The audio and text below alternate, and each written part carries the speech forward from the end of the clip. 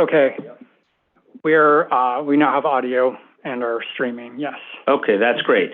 So I'm not going to do it again, but I will welcome everybody to our City Planning Commission meeting of September 11. I will note that there were extensive comments at the introduction of the meeting offered to those assembled here at 120 Broadway, but I'm not going to repeat them at this moment. In the interest of time, I will turn to Ryan. And Ryan, if you could just kick off our official portion of the meeting. So the time is 1:13 p.m. and a quorum is present in the hearing room of 120 Broadway. Before we begin our regular agenda, we do have a special presentation on the state of the city's economy. Chair Garodnick, I will turn back to you. Great, thank you very much. And as noted, we're going to kick off with a special presentation. We're going to move on to some follow-up on past actions. We'll have a special meeting today to vote on the Department of City Planning's proposal for City of Yes for carbon neutrality, and then we will move to our normally scheduled review session. But before we do any of that, I want to take a moment to introduce our special guest, Dan Doctoroff, who is going to be talking to us about the state of the city's economic recovery and the direct connection to our work here at the City Planning Commission. Dan has a long and storied history advocating for the future of New York City. He served as deputy mayor for economic development and rebuilding from 2002 to 2007, leading the effort to revive New York after the 9/11 attacks through a 5-borough economic development strategy. He formed NYC 2012, the city's bid to host the Summer Olympics, and some paraphernalia from that event were presented even moments ago by Edith Sue Chen. It helped to mobilize important infrastructure projects such as the extension of the number 7 subway line. Among his other achievements, Dan Doctoroff recently co-chaired the New New York panel, is the founder of Sidewalk Labs, an urban innovation company, and is the founder and chairman of Target ALS. He has been an exemplary public servant. I feel very lucky to call him a friend. Dan, I know that I speak for everyone at City Planning, this commission, when I say how much we appreciate your willingness to share your knowledge and your experience with us today. So, Dan Doctoroff, the floor is yours. Thank you again. Thank you very much, Dan. And thank you for the opportunity to be with the City Planning Commission today.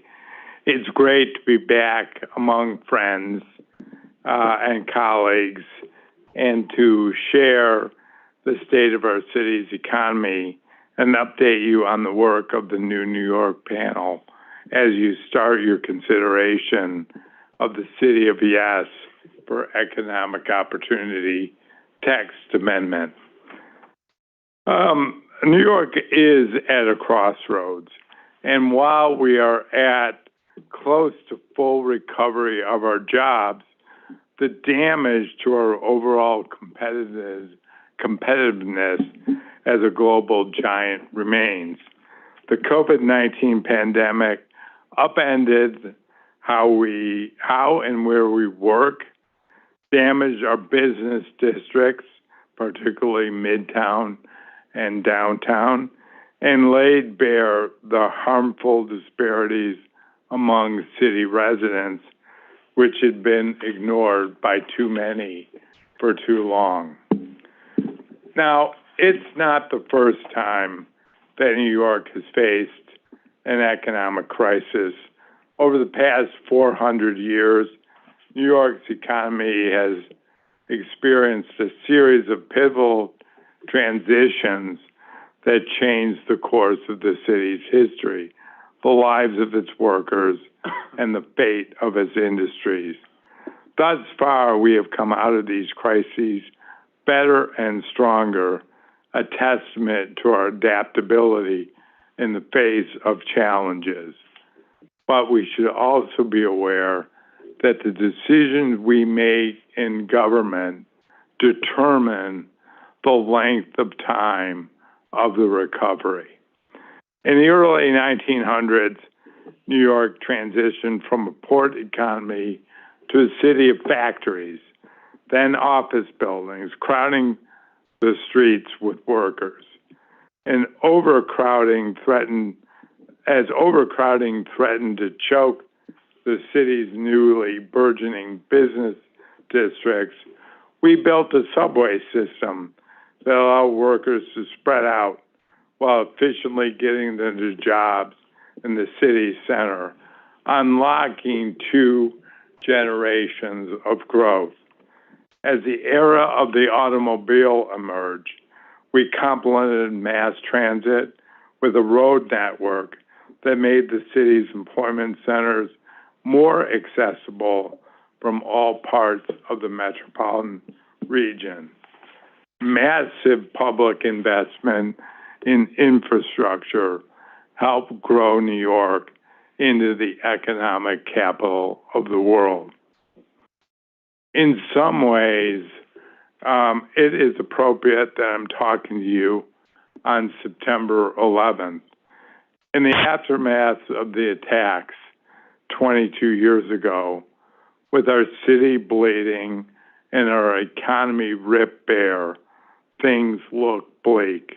Headlines speculated that the city would spiral, just as it had in the 1970s, when citizens and businesses fled the city, depressing tax revenues, which in turn undermined the city's ability to keep itself clean and safe, hastening more flight.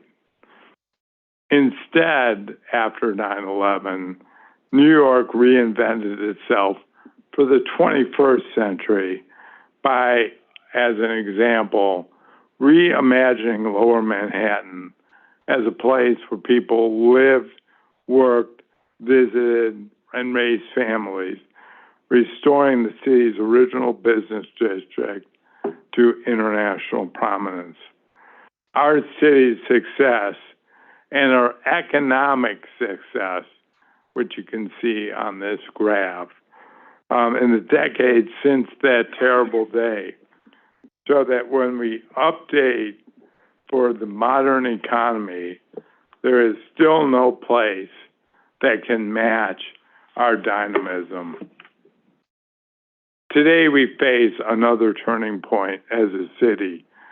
Our society and economy have been transformed by the COVID-19 pandemic, with changes to the way we live, work, and commute. We can come out of this crisis stronger, but we have to adapt, just as we have done in previous crises. Fortunately, in the set of initiatives that Mayor Adams and DCP are calling City of Yes and other programs from across city and state government, we have a chance to rise to the occasion. Adaptation is part of our DNA, but it doesn't just happen. It has happened historically because New Yorkers, public and private sector, small businesses, large corporations, residents, advocates, work together to understand the challenges, envision a better future, and work tirelessly to execute and will adaptation and resilience into place. I had the honor to serve our city in a number of capacities.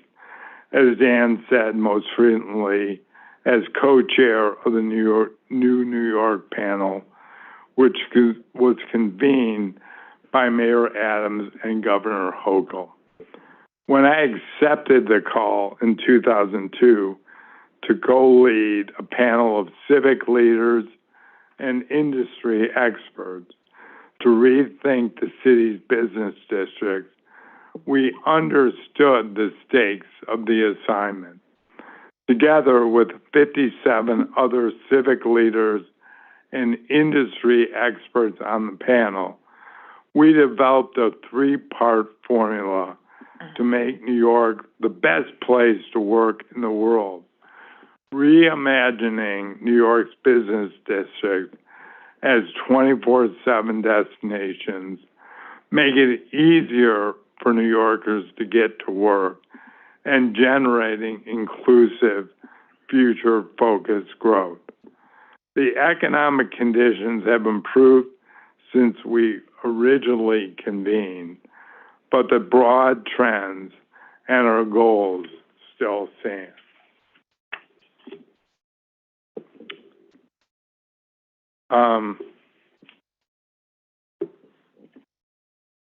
For one, it is clear that work from home is here to stay.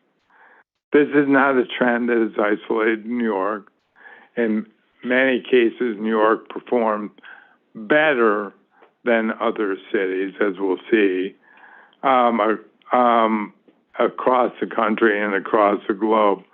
We are seeing cities structurally change and need to adapt.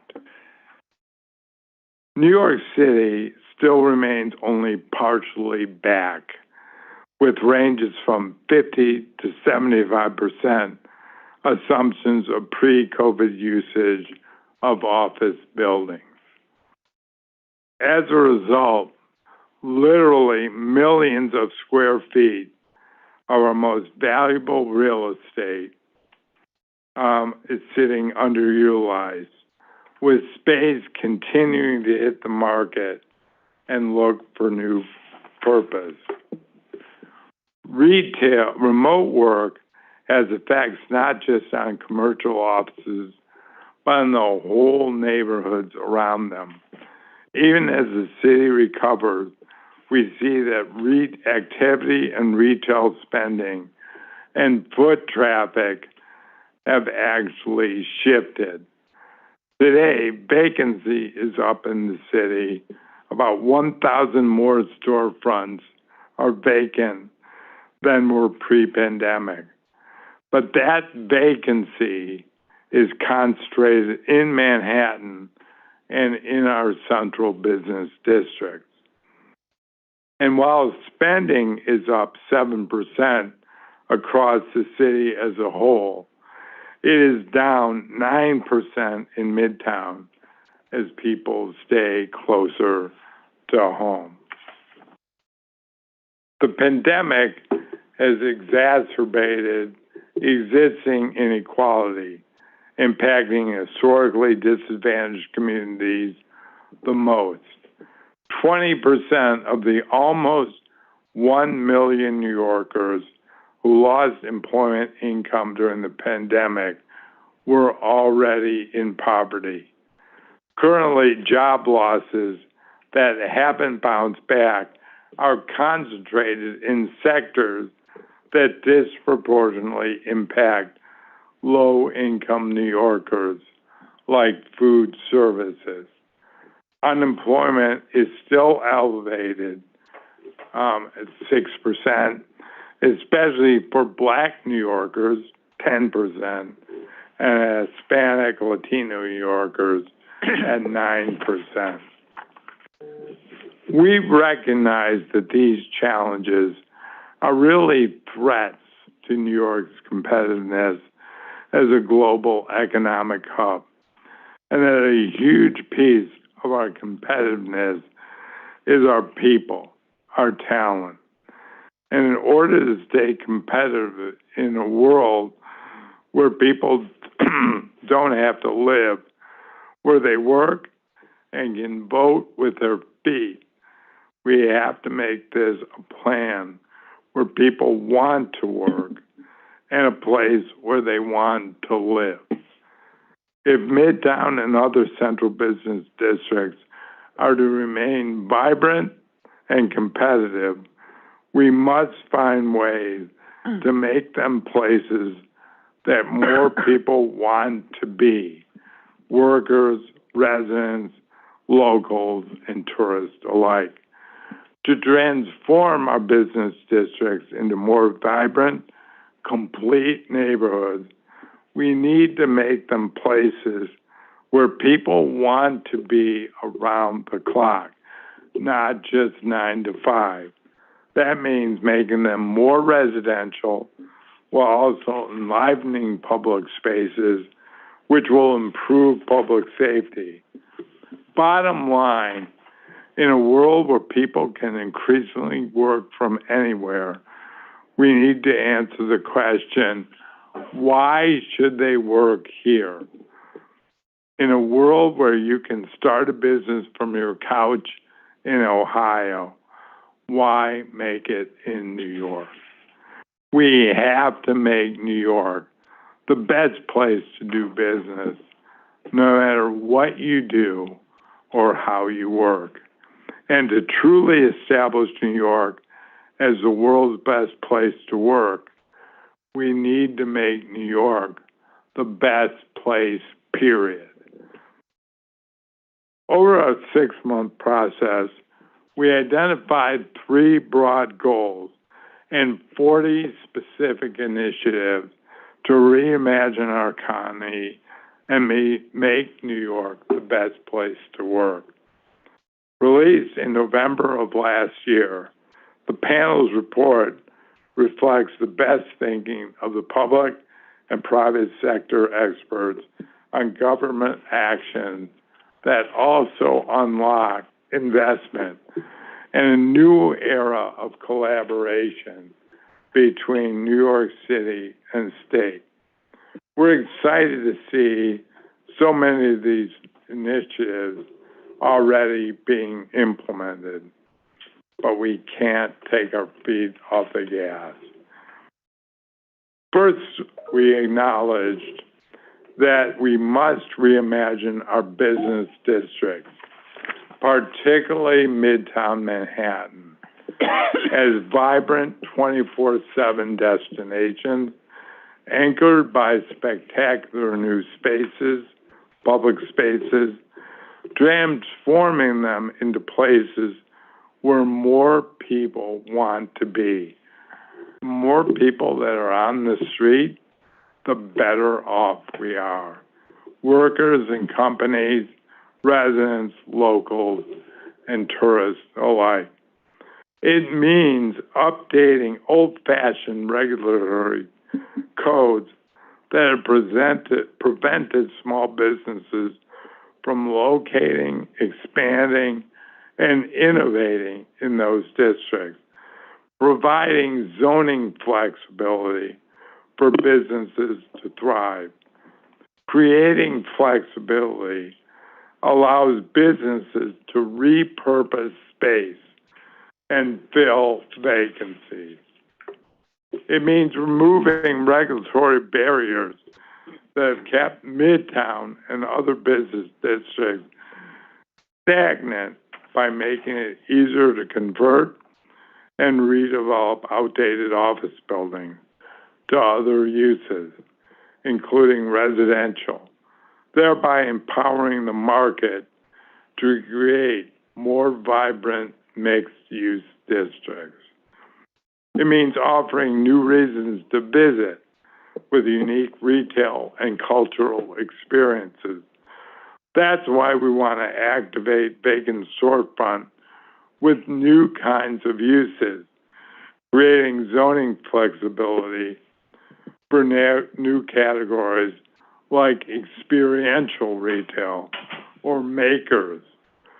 To strengthen the sustainability of all of our business districts, we need to ensure buildings are cleaner, smarter, and more efficient, and more cost-effective to operate, while also targeting emissions reduction that help tackle the climate crisis. That's why you voted to update zoning to facilitate green energy investments and energy efficiency retrofit and pursue a retrofit financing strategy for building decarbonization. Improving the vitality of our business district can form the heart of the strategy to make New York the best place to work. Goal 2. Next, we must make it easier for New Yorkers to get to work, whether that means ensuring faster and better commutes into Manhattan, investing in our commercial centers across the outer boroughs, or make it easier to work in our homes. New York continues to invest in strengthening transit, accessible employment hubs, and workspaces across all 5 boroughs. Places like Long Island City, downtown Brooklyn, East New York, Flushing, Jamaica, Harlem. And by the way, our colleagues at the state are mirroring this model in the downstate region in places like White Plains and Mineola with great regional train access. We recommended leveraging city office space to anchor these emerging commercial hubs. And we recommended reducing barriers so that we can increase housing production to downstate transit hubs, putting shorter, easier commutes within reach for more people. The third goal is we must generate inclusive, future-focused growth that positions New York to lead the emerging industries of the 21st century and to finally unlock the potential of all of our residents. We must establish New York and our region as a hub for future industries and innovation. The plan highlighted 3 future-focused sectors where New York has a competitive advantage: the emerging green economy, life sciences, and tech, and with a focus on urban innovation, because every city in the world looks to New York as an exemplar of what can be done. Embracing these new industries can help transform New York into a global hub of urban innovation. Embracing them requires a multi-pronged approach that includes making sure the zoning works to enable their expansion. And we heard from industries the multiple ways in which building in NYC is making it harder for them to expand. To support this growth, we must dramatically increase our housing supply with a moonshot goal of meeting the need for at least 500,000 units over the next decade. New York's crisis of affordable housing is the major barrier to growth and equity. That is why we must work to correct the decades-long imbalance between supply and demand through regulatory and legislative changes to reduce barriers to housing growth and by updating the zoning code to increase the supply of affordable and supportive housing. This is not a plan to sit on the shelf, but rather an actionable blueprint for transformative change. It encompasses new regulatory reforms, capital investments, new programs, new laws, and every level of government. Every agency, every part of government has a role, which is why it is so critical that we adapt and carve a new path forward. We need to tackle the regulations that are holding back adaptation and recovery.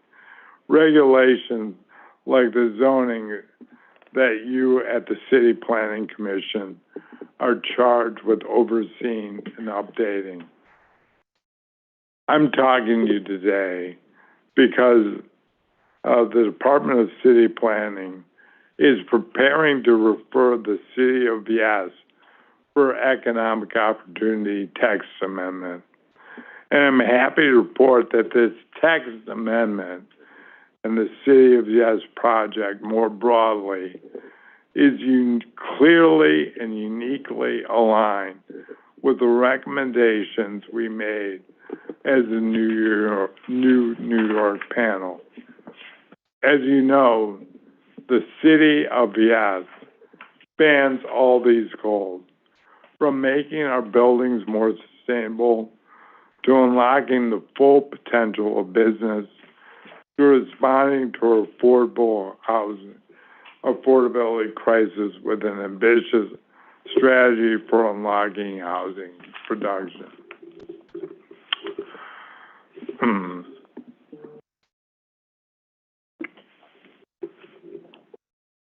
I know you are going to hear more about the specifics, but I want to call out how much of what I articulated in the above vision directly align with city planning's goals through the City of Yes initiatives. Creating flexibility and the potential for more businesses to reoccupy and adapt space, more opportunity for conversion and repurposing of excess office space, allowing our buildings to meet new climate changes while stimulating the emerging green economy, paving the way for new industries like life sciences and film, and making sure that every part of the city plays a role in alleviating our housing crisis. That is exactly what it takes for our city to meet the future and maintain our leadership globally. Now, I know from my time in government that adopting all these initiatives is not going to be easy. But it can be done. So I want to say to you, commissioners, and to the community boards and the city council that are your partners in the land use process, now is not the time for acquiescence or business as usual. Now is the time to provide flexibility and unleash the ingenuity of New York's workforce. These initiatives are ambitious but achievable with the right coalition of New Yorkers behind them. And please know, in representing the 57 members of the panel and the business communities we represent, labor unions, and others, we are behind you and will do everything we can to support you as you advance the City of Yes initiatives. Great. Thank you very much for that. We really...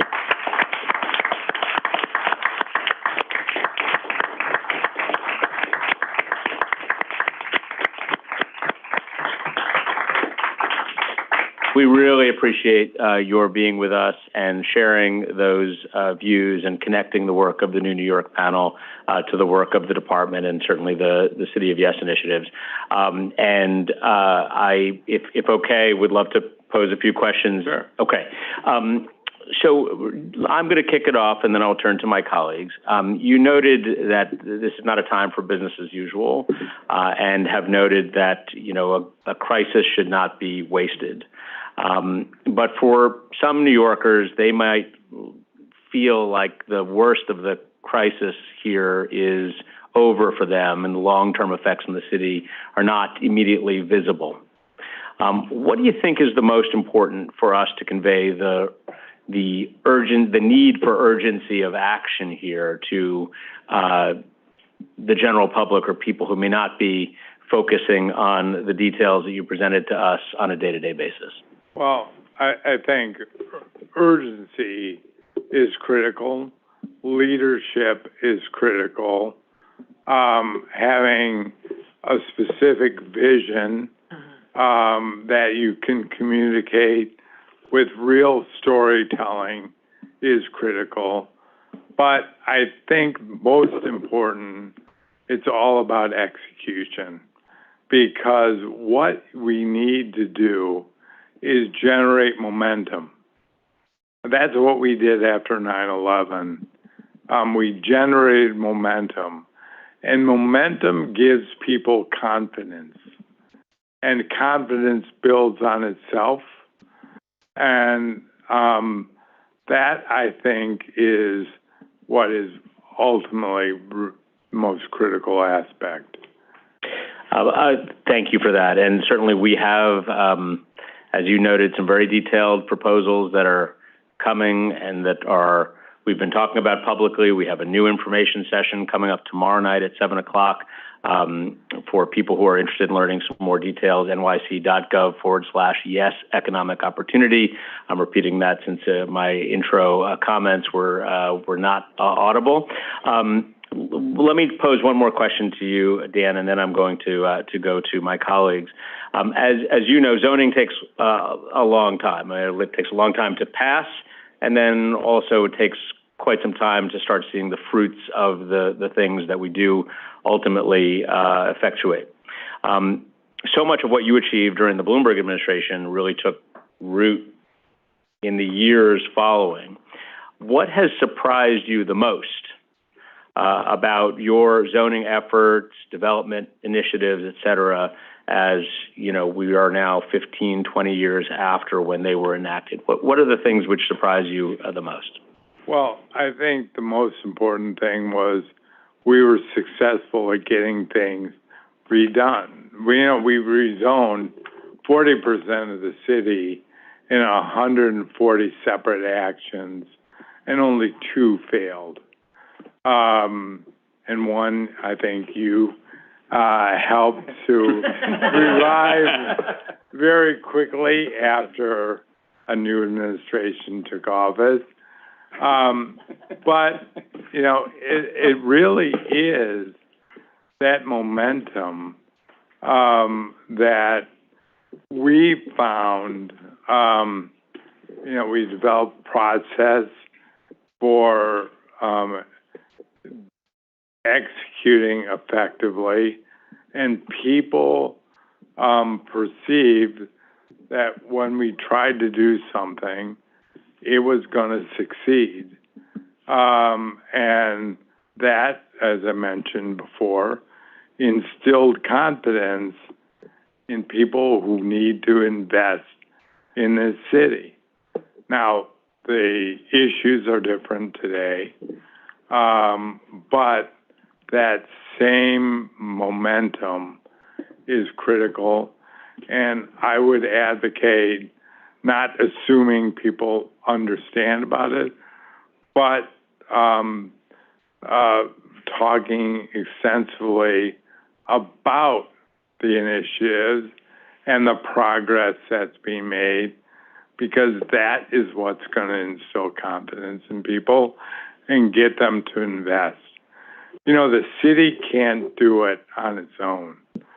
You need a partnership between the public and private sector.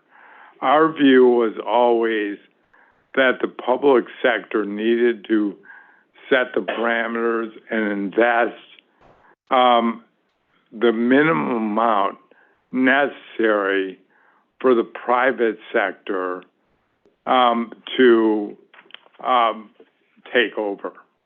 And in some cases, like in the South Bronx, for example, there was no market, and we had to invest pretty much 100%. But as you see today, the South Bronx is changing very rapidly because people perceived that there was the confidence to invest. And it's that symbiotic nature between the public and private sectors. Public sector is setting the rules, making it easier that encourages people to invest, and that's how we provide opportunity for people.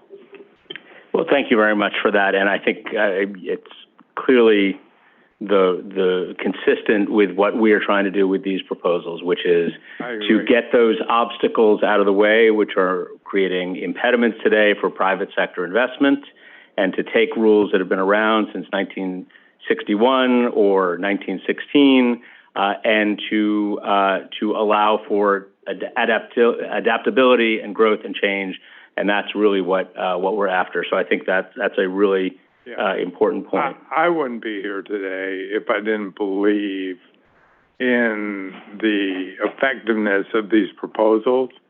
I think they're the right proposals at the right time.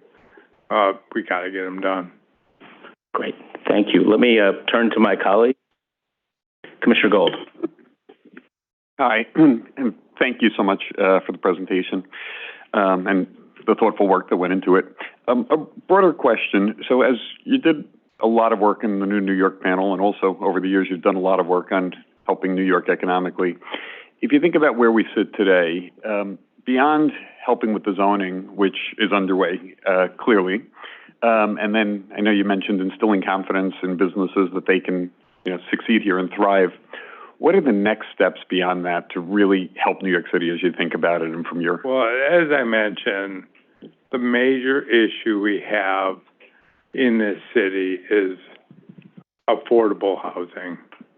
We have a dramatic imbalance between the supply of housing and the demand for it. And we haven't seen a lot of action at the state level. There's some things we can do as a city. For example, we created a plan for 165,000 units of affordable housing, preserved and new. We didn't rely one bit on the state. We figured out ways to leverage, for example, the Housing Development Corporation in new ways. We need to be creative. We obviously need the state to help, but we need to be incredibly aggressive and creative to build more housing. And that is, I think, the linchpin of our success as a city.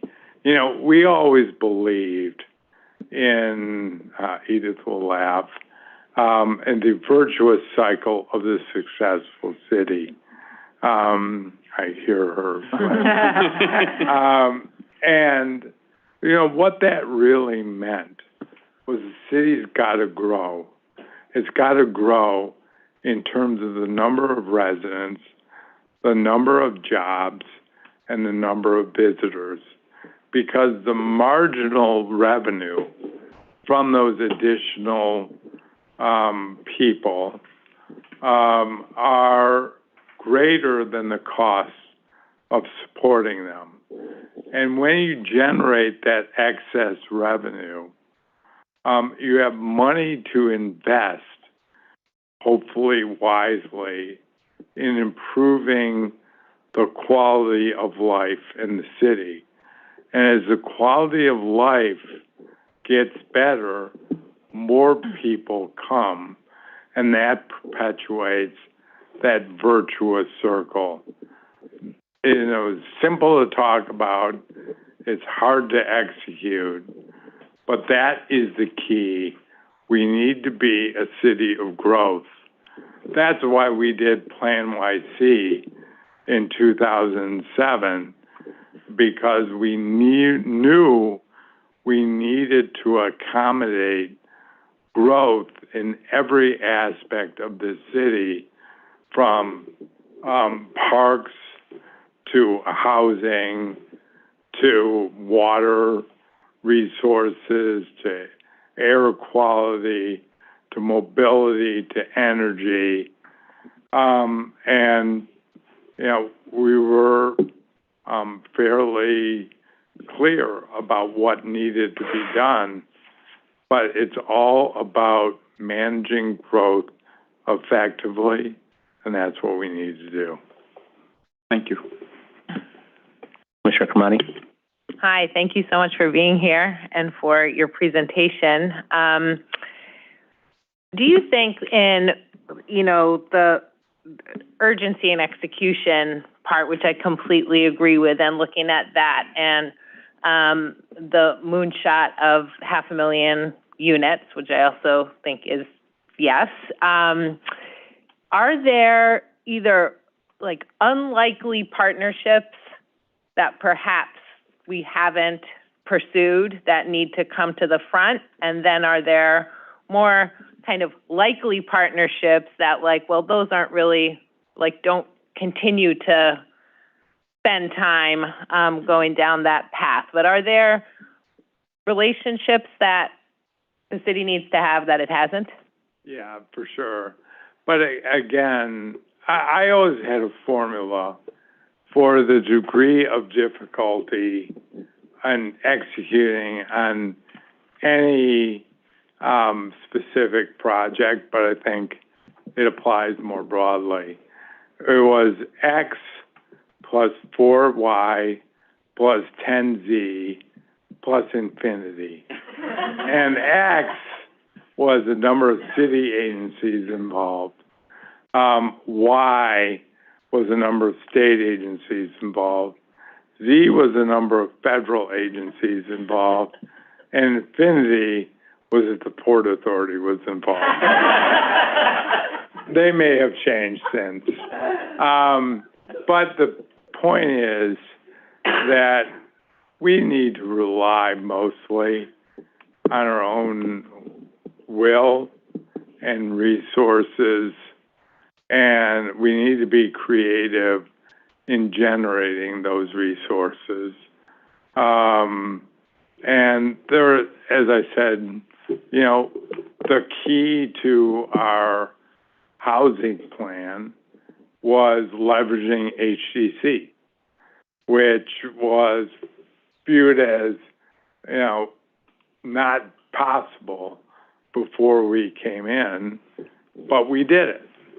And we generated billions of dollars of more revenue. So there's always things to do. But by the way, we do need the state to pass legislation in a variety of different ways. But, we partnered with foundations. We partnered with other entities that focus on housing. You got to be granular, and you got to be incredibly open to lots of different partnerships.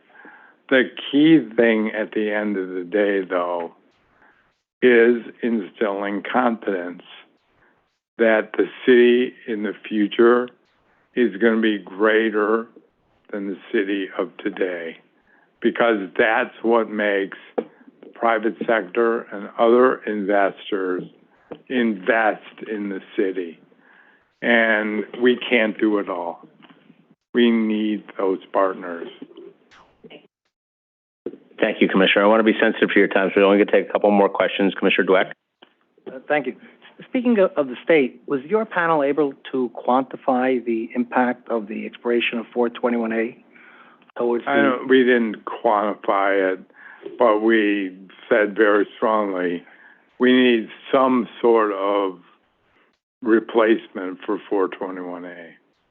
Thank you. Commissioner Soria. Thank you very much for your presentation. I have a couple of questions, but I'll focus on just one. I'm wondering if the panel was able to explore the potential, or at least potential opportunities, to leverage the increases to the workforce that could come with the large amounts of migrant population that has been coming. Do you see opportunities there? We completed the panel before that emerged as a crisis. So that was not. I have my own views on it, and I won't go into them, but I think we need to be, we need to put these people to work.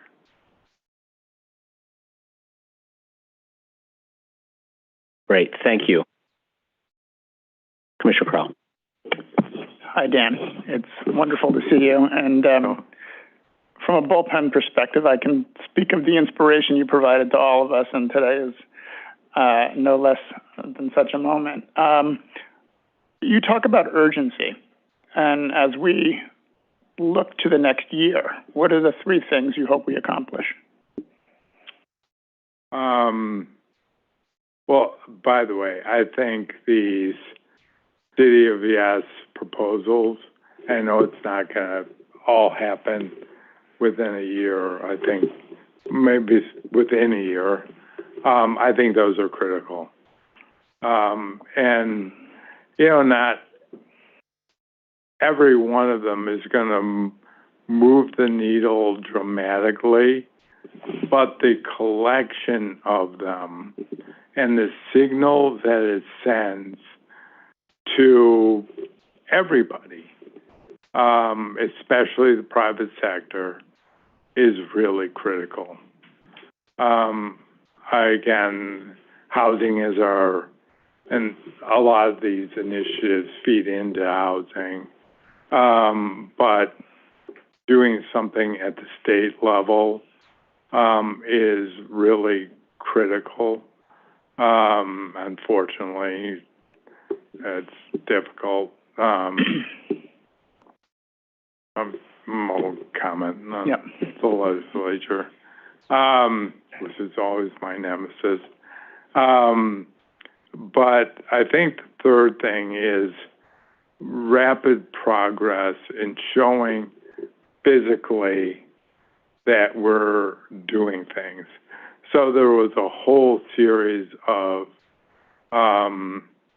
this is particularly true in Midtown, of physical infrastructure, improvements in quality of life in Midtown that we proposed, and they're so visible that seeing things done, and some of it is temporary stuff, which is replaced by permanent stuff, just shows that we're executing and we're making progress. So symbolism is actually very important to generating that momentum that I talked about. Everything is about confidence. Everything is about confidence. Again, I think these City of Yes proposals instill confidence, but we need to do it much more broadly. Great. Thank you very much. Final word from the Vice Chairman, and then we'll go ahead, Mr. Vice Chairman. Dan, good to see you. Good to see you, Ken. We did a lot of collaboration back in the day. Commissioner Osorio kind of breached my question. Broached it, I should say, not breached. But assuming work permits do issue, how would you best absorb 100,000 plus new residents into our economy? I haven't looked at the statistics, but before the Trump era, I think we had many more immigrants into this community than we did currently. I haven't looked at the data. And New York is the land of opportunity. People come here at the end of the day because they are optimists. To leave your country and go to a new place, you have to be an optimist. And so I think if we reduce the barriers, people are going to find ways to make a living, and that will dramatically reduce the effect of economic and social effect that today we're feeling because people can't work. These immigrants want to work. We've always been a city of immigrants, and we've always absorbed. Look back to the late 1800s. We have an inexhaustible capacity for people to work, and they want to, and they will, if we give them the opportunity. So, Dan, with that, let me just again say thank you. I will note that the 3 City of Yes text amendments that you noted are at different stages in the process. One of them we're voting on right here at the City Planning Commission today. And if approved, it will go on to the council for consideration. The second, the one that you spoke about in greater depth for economic opportunity, we're having our public information session tomorrow night. Not our first, but we intend to refer this one out to community boards and borough presidents within the next month. And the third, for housing opportunity, to get us closer to that moonshot goal that you mentioned of 500,000, is beginning its environmental review later this fall. So we have 3 of them. They will be all live and all in different stages of completion. But our goal is, as you direct us, to give confidence, to show leadership, and to look to a better future for New York City in a way that invites investment, invites change, and adapts in a way that meets the moment that we are in. So let me just say, again, it is a real honor to have you here at the City Planning Commission. We really appreciate your leadership and all of your energies on behalf of New York City. So thank you. Thank you so much.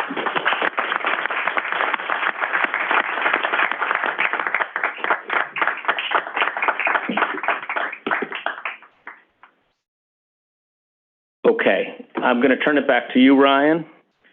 Thank you. Certainly. So we have on our agenda for our first item is the future votes section. We're mixing it up today. And staff have prepared reports for consideration today on the City of Yes for carbon neutrality. We have staff in the room who can answer questions, and we have had some interactions with some of our commissioners already on the report and can address those issues. I think we had some thoughts on the reports that we will massage some of the language and work with the commissioners. Okay. Moving on, we also have Tompkinsville Esplanade site selections and the DOT pier on the agenda. 40 Worth Street, the DDC office space. Francesca Bruce, I believe, is here. She has a slide with the agency's recommendation. Thank you for having me back, Commissioners. You're welcome. The Department of City Planning staff supports the applicant's proposal to acquire and thereby extend their lease of approximately 8,683 square feet of office space on part of the 8th floor in the 16-story office building at 40 Worth. This acquisition is appropriate because the site has been in use by the agency since 1998 and is adequately equipped, is located near public transportation, local projects, and city agencies, and will allow DDC to effectively continue its duties. Thank you. Excellent. Thank you very much. So much. All right. We also have the Belmont Osborne rezoning. Juki Sai is here with an update. Welcome back. Good afternoon, Commissioners.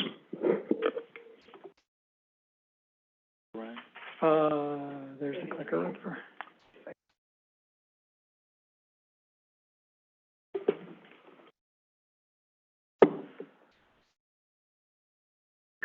Yeah, it should be up soon.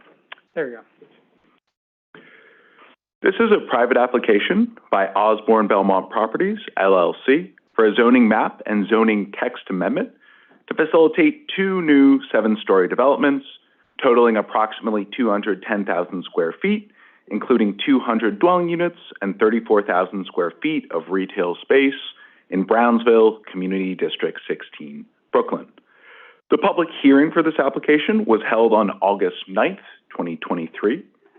The department supports the proposed land use actions, and we believe the proposed density is appropriate for this site given its proximity to transit and walkability to the nearby commercial corridor on Pitkin Avenue. Given the concerns from the Commission around affordability, Brooklyn office noted that we would follow up on the status of financing on this project, and I'm here today to share an update. At the public hearing, the applicant team noted that they met with HPD and submitted financial information for a 100% income-restricted development. We spoke with our colleagues at HPD, who told us that they suggested the applicant team pursue the ELA program rather than the initial financing model that the applicant team submitted. HPD noted that they flagged the long queue for the ELA program and that the applicant still seemed interested in working on a feasible financing model with the existing HPD term sheets. Since the public hearing, the applicant team has indicated to us that they would like to pursue financing via the ELA program. The CPC report for this project underscores the Commission's concerns around affordability and urges the applicant team to pursue financing via the ELA program, which I'm going to talk a little bit about now for those who may not be familiar. ELA stands for Extremely Low and Low Income Affordability. The program funds new construction for low-income multifamily rental projects. Though affordability levels vary by project, the weighted average AMI range is 53 to 54%. In ELA projects, at least 15% of units must be set aside for formerly homeless households. So that's the information on the ELA program. And then finally, I just want to note one other small update shared via your briefing package last Friday. Initially, the Community Board 16 vote count on this project was erroneously listed as 28 in favor and none opposed. The outcome of the vote has not changed, but we received a corrected number, which is at 18 in favor, 9 opposed, and 1 in abstention. Thank you. Those are my comments for today. Commissioner Marin, followed by Commissioner Osorio. Jugi, thank you. You mentioned that the applicant has opted for the ELA program and has spoken with HPD, and HPD has confirmed that. But you also mentioned that the queue is long. Do we know when they might anticipate funding for this project? That's a great question, Commissioner Marin. I don't have an expected timeline. It would be good if HPD can give us some kind of time frame because, you know, we see these projects come to the table and they're approved and they sit out there for years and we don't know why, we don't understand why. And I know that HPD does have an issue with their economics, you know, in terms of not that they can't provide it, they have to provide based on what's presented to them at that time. But it would be good for us to understand when this project may come online. Yeah. Thank you, Juki. Thanks. Thanks for the presentation, and thank you so much for the report. I thought it was really thorough. I specifically appreciate the language on the energy accelerator. Thank you for that. But I'm wondering if have they responded in any way to that recommendation? Is the applicant considering it, or do we know now that they know that this exists? Are they willing to go for it? The energy accelerator. I didn't have an update from the applicant on that. No. But I think just their comments from review session on that probably stand. Commissioner Gold? Just one quick one. On the programs, at the end of the day, just so I understand it, it's a strong recommendation from us, but it's not a mandate, if you will. On the programs? Mm-hmm. Yeah, I think that's a really great question, Commissioner Gold. What you all are voting on today, as I'm sure you know, is just the land use actions. Yep. And then the affordability levels are very much out of the hands of the CPC, but the recommendations can stand in the CPC report. Perfect. Thank you. Great. Thank you very much, Judy. Thanks, Chair. All right. Also, for consideration today, we have 703 Myrtle Avenue. The agency is recommending approval for this zoning map and zoning text amendment. And then scheduled for decision today are 300 Eltingville Boulevard, 149 Edgegrove Avenue, 24 Singleton Street, and 77 Sinclair Avenue. These are all certifications pursuant to the Special South Richmond District. Just noting that we're sort of clearing the plate on that before the council votes so that we don't have folks caught between regulatory regimes. Great. Thank you, Ryan. I think we have a question from Commissioner Osorio or comment. Yeah. Yes, thank you, Chair. This is on 703 Myrtle. Yeah. Thanks so much. I saw the language in the report about the wider review of rezoning from manufacturing, away from manufacturing in the area and the need for the report or the study. And so I'm wondering if the department has a status update in terms of when will this happen, or what can we expect in that regard? Yeah, Alex is going to speak to this. Thank you. Hi there. So we received funding for the study. We now have staff allocated for that, and they've started 2 weeks ago. And so we're setting up basically the work program. We have a 2-year window to produce the report based on the resiliency funding. So immediately we'll start work, and we have to complete it within 2 years. What is the scope of the study? Can you remind me? Yeah, sure. So it's Community Development Block Grant DR funds, which are tied specifically to IDA resiliency. So the primary crux of the study is related to stormwater resiliency, but we're looking at it from a complete holistic picture around sustainability. And so that includes not just stormwater, but long-term flood resiliency, and as well as public realm improvements, transportation, land use, and other capital and programmatic investments. And we're developing that work program now. I think part of that is going to include outreach and engagement as part of that, so that we're not just going into this and then we're going to study what we want to study. We want to also reach out to residents and business owners to understand what we should also include in the study. Thank you. This sounds really timely, but I'm specifically wondering whether the study will look at the questions that we've been discussing regarding the legalization of non-conforming residential uses in a manufacturing area, the costs associated from rezoning away from manufacturing there. Will those questions be part of this comprehensive? Yeah, I think so, because part of what we've seen as part of both private applications as well as some of the BSA work is that there is a conflict between historic uses, ongoing uses, and that has a ripple effect through transportation. We know that, if you're pushing a stroller and there's freight trucks going by, there's an inherent conflict there. And to your point about whether we're making an informed decision about how we're transitioning the neighborhood in one way or the other, I think that has to be part of the resiliency study itself. So the goal is to look at land uses and hopefully make some recommendations towards future. Thanks so much. And just really quickly, what is the study area? What are the boundaries of this? We're defining that still, but roughly it's the northwestern portion of Community District 3, which is Bed-Stuy, as well as southwestern Williamsburg and parts of eastern Wallabout. So it's kind of where the BQE turns up. Great. And it's that whole M area. Yeah. If you take a look at the flood hazard mapper, you can see traditionally there used to be a water body in that area, and that's why we're seeing stormwater and flood issues. And so we want to take a deeper look at that kind of larger geography. Thank you so much. Yeah, of course. Thank you, Commissioner. Thanks, Alex. All right. With that, I believe that we will jump into our special public meeting to take our votes. And so I will begin that. Good afternoon. This is the City Planning Commission special public meeting held remotely through the NYC Engage portal and in person at the Commission Hearing Room, 120 Broadway, Lower Manhattan. Today is Monday, September 11th, 2023. I will now call the roll. Chair Garodnick. Here. Vice Chair Knuckles. Here. Commissioner Benjamin. Present. Can you hear Commissioner me? Bozarg. Yes, we can hear you. Thank you. Okay. Commissioner Bozarg. Here. Commissioner Cirillo. Here. Commissioner Crowell. Present. Commissioner Dueck. Present. Commissioner Gold. Here. Commissioner Goodridge is absent right now. Commissioner Kermani. Here. Commissioner Marin. Here. Commissioner Osorio. Here. Commissioner Ramprashad. Here. A quorum is present.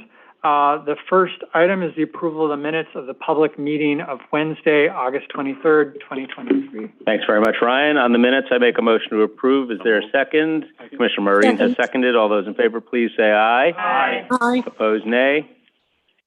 Great. Thank you. Minutes are approved. The next item is the report section on page 4. So we have citywide calendar number 1, City of Yes for Carbon Neutrality, N230113ZRY, in the matter of an application for a zoning text amendment concerning City of Yes for Carbon Neutrality. For a favorable report on calendar number 1, Chair Garodnick. Thank you very much, Ryan. And as promised, I did want to take a minute to talk about this important initiative coming out of the Department of City Planning. And this is the moment that I am going to do that. So thank you. As we have observed collectively at this commission, we are, as a society, at an inflection point with climate. From Canadian wildfires that created dangerous air quality in New York City, to the record-breaking temperatures throughout the summer, to the hurricanes striking east and west coasts of this country, it is clearer than ever that the impacts of climate change are upon us. We can't remain on our present course.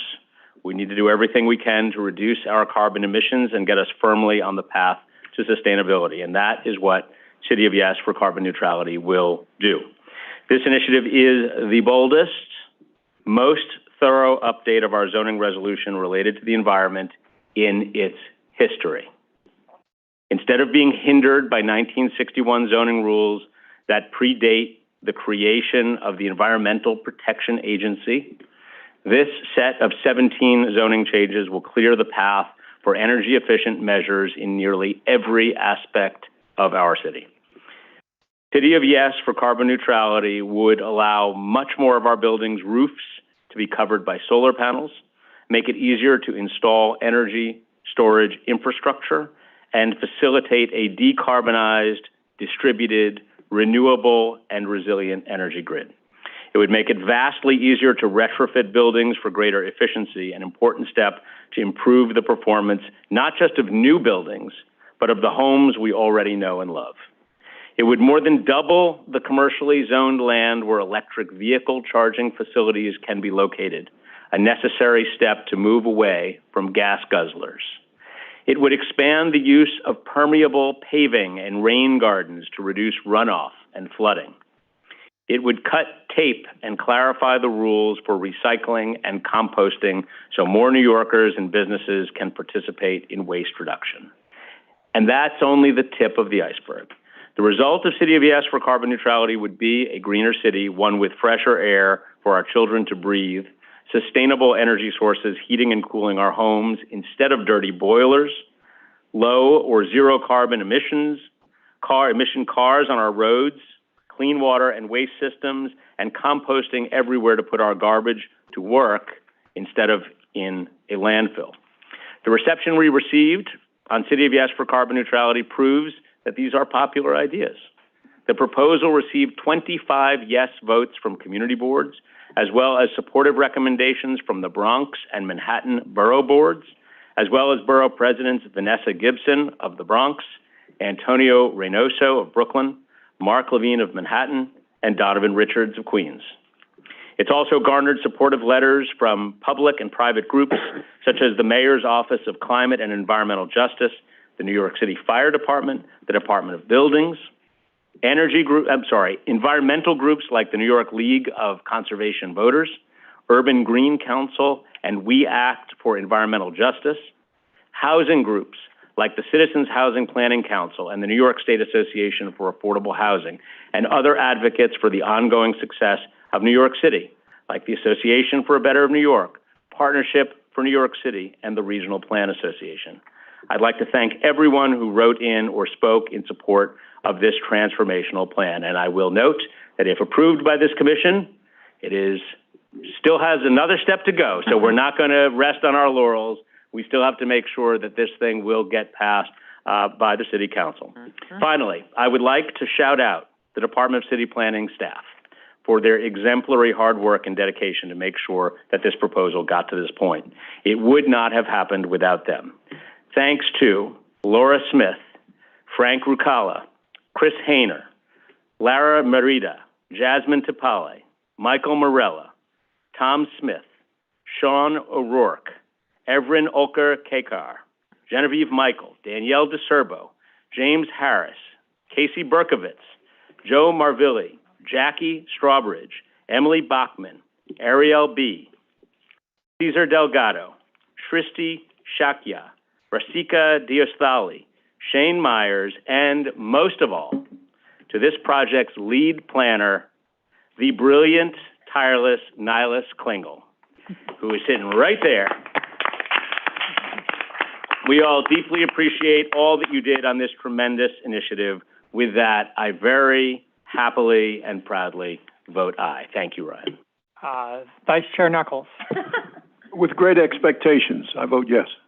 Commissioner Benjamin. I'm going to vote yes, but I have some concerns that I have shared with Nihilus, and I know he's shared with his staff. But particularly, as I expressed during the hearing, I'm concerned about what we're doing to our residential neighborhoods. And that's a concern that is one, because of the allowance and the increased allowances of what can be considered permittable obstruction, but also allowing the sale and other use of composting facilities in residential districts. I'm concerned about how that affects our residential district and our residences. And I really think we need to look at that, the latter, because of our tremendous rat problem. But I also wanted to highlight something that we discussed at length during the hearing, which is whether this will affect different communities differently and whether the grid is robust enough in many of our communities to support any increased demand or a shift in demand. And I think those questions still need to be explored. And I've given Nihilus some additional questions. I know he'll get back to me, but those concerns are still outstanding. I'm going to vote yes as a measure of hope, but my concerns are pretty deeply based. And I hope that in the future, we can look at those issues of how these 17 modifications may affect the desirability of our residential communities and how we sustain them specifically. Thank you. Commissioner Bozard. Excited to be voting yes, and congrats again to Nihilus and the whole team that shepherded this through. Commissioner Cirillo. I want to commend the mayor and the department for the thoughtful and forward-thinking proposals in this application and recognize the importance of many of these and how they will help bring our city forward and continue to be a leader in sustainability and carbon neutrality. But as you can expect from the public review process and the comments and questions during this review, there is one particular area of concern for the borough of Staten Island, a concern raised by all three community boards and most, if not all, of the island's elected officials. The best portion of this application raises serious concerns for those residential communities who now will have them potentially pop up as of right. The physical design of these facilities we have seen during the process and the uncertain nature of the safety of them creates a whole host of issues that clearly is inconsistent with residential character and use. While I understand that only the future will truly reveal the actual impact these best sites will have in our neighborhoods, at this time, as this vote is called, despite the many good things in this proposal, I vote on behalf of Staten Island. No. Commissioner Crowell. Yes. Commissioner Dweck. Yes. Commissioner Gold. Yes. Commissioner Kermani, Yes, and congratulations. Commissioner Marin, Yes. Commissioner Osorio, I vote yes, and I commend the Department of City Planning for the work on this historic application, as this is necessary to achieve the climate goals established for New York. But as some of my colleagues mentioned, I'm also concerned, and I'm hoping that the report can reflect some of the questions and concerns discussed thus far, because it doesn't yet. And that the discussion can continue to address what's still pending, which in terms of the questions that I have, I will summarize along the following three fronts.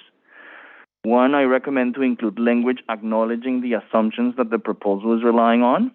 I think the public deserves more information regarding the energy projections used by the city to assume that the grid will have the renewables in place that it will require when the additional demand created with electrification from buildings comes to play, given that some studies are flagging potential shortages that can exacerbate our current reliance on polluting energy infrastructure like peaker plants. And B, that there's an assumption that the private sector will take advantage of the proposals when they become as of right. But zoning has the ability to require some of these proposals, which, right now we're only allowing but not requiring.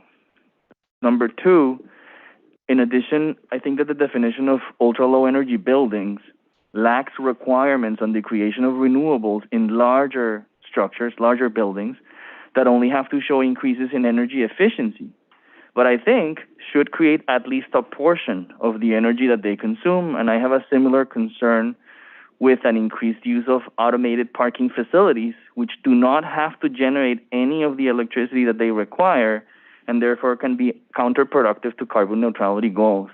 And then finally, I fear that a proliferation of energy storage in manufacturing districts at the expense of green jobs in these areas can create sacrifice zones.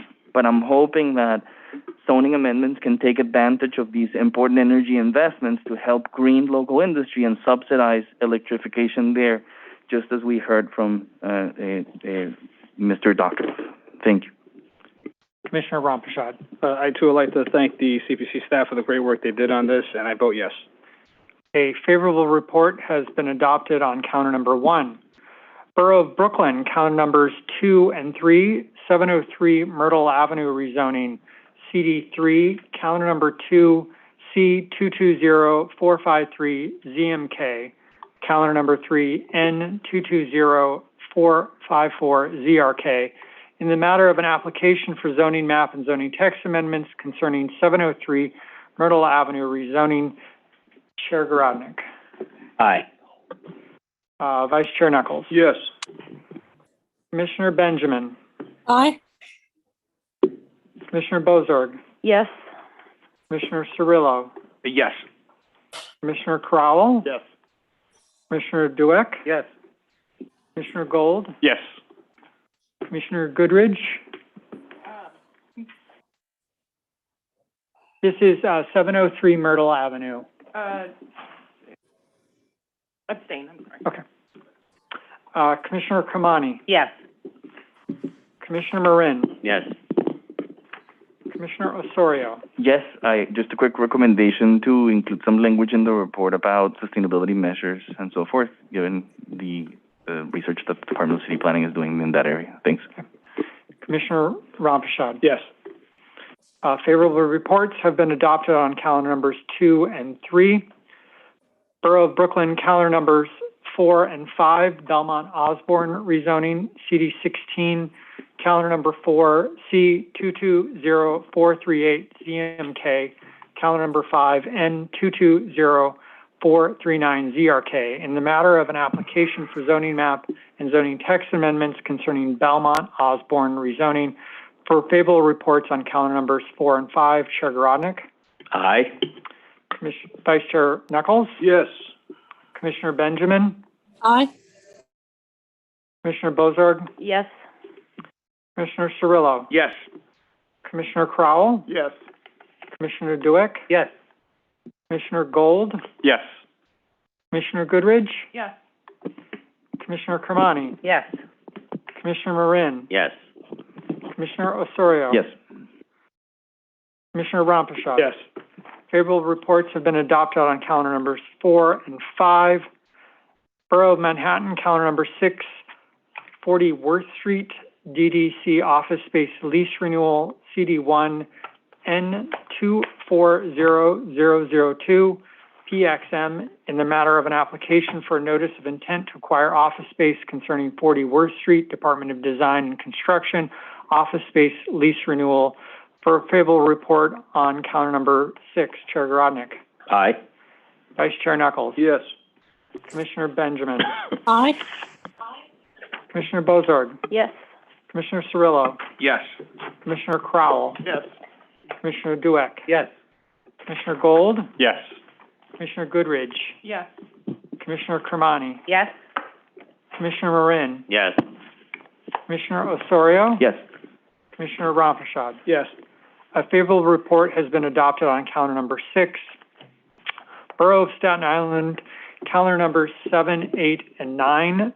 Tompkinsville Esplanade and DOT Pier, calendar number 1, or CD1, calendar number 7, C230217 PSR, calendar number 8, C230218 PSR, calendar number 9, C230033 MMR, in the matter of applications for site selections and city map amendment concerning Tompkinsville Esplanade and DOT Pier. A favorable report on calendar number 7, 8, and 9.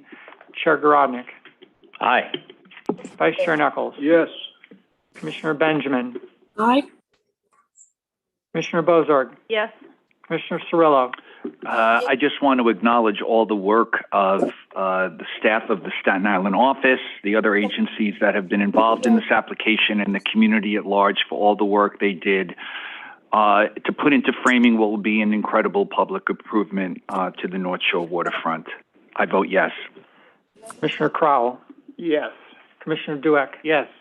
Commissioner Gold. Yes. Commissioner Goodridge. Yes. Commissioner Kermani. Yes. Commissioner Marin. Yes. Commissioner Osorio. Yes. Commissioner Rampashad. Yes. Favorable reports have been adopted on calendar numbers 7, 8, and 9. Borough of Staten Island, calendar numbers 10, 11, 12, and 13. CD3, calendar number 10, N230233 RCR. Calendar number 11, N230216 RCR. Calendar number 12, N230366 RCR. Calendar number 11, N230360 RCR. These are the 300 Eltingville Boulevard, 149 Edgegrove Avenue, 24 Singleton Street, and 77 Sinclair Avenue. In the matter of applications for grant of certifications concerning these applications for the adoption of calendar numbers 10, 11, 12, and 13, Chair Garodnick. Aye. Vice Chair Knuckles. Yes. Commissioner Benjamin. Aye. Commissioner Bozard. Yes. Commissioner Cirillo. I'm just going to say, as we begin to get to the end of these applications based on previous actions, I vote yes. Commissioner Crowell. Yes. Commissioner Dueck. Yes. Commissioner Gold. Yes. Commissioner Goodridge. Yes. Commissioner Kermani. Yes. Commissioner Marin. Yes. Commissioner Osorio. Yes. Commissioner Rampashad. Yes.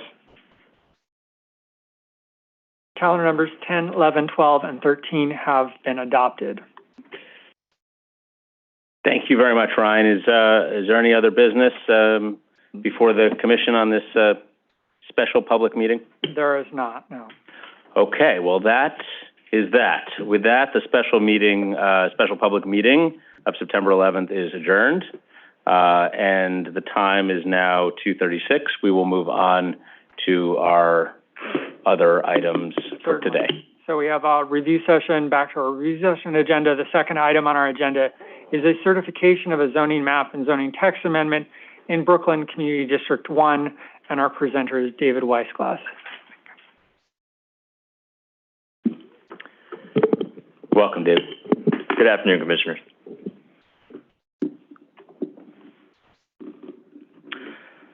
The project before you is Jennings Hall expansion, which is a rezoning application in Brooklyn Community District 1. The applicant for this project is St. Nick's Alliance. The proposal is a zoning map amendment from R6B, R7A, and R7A C24 to R7A, R7X, and R7X C24, and I'll go over the details of where those rezonings are occurring specifically on the lot later in the presentation. The applicant is also proposing a zoning text amendment to map MIH over the project area.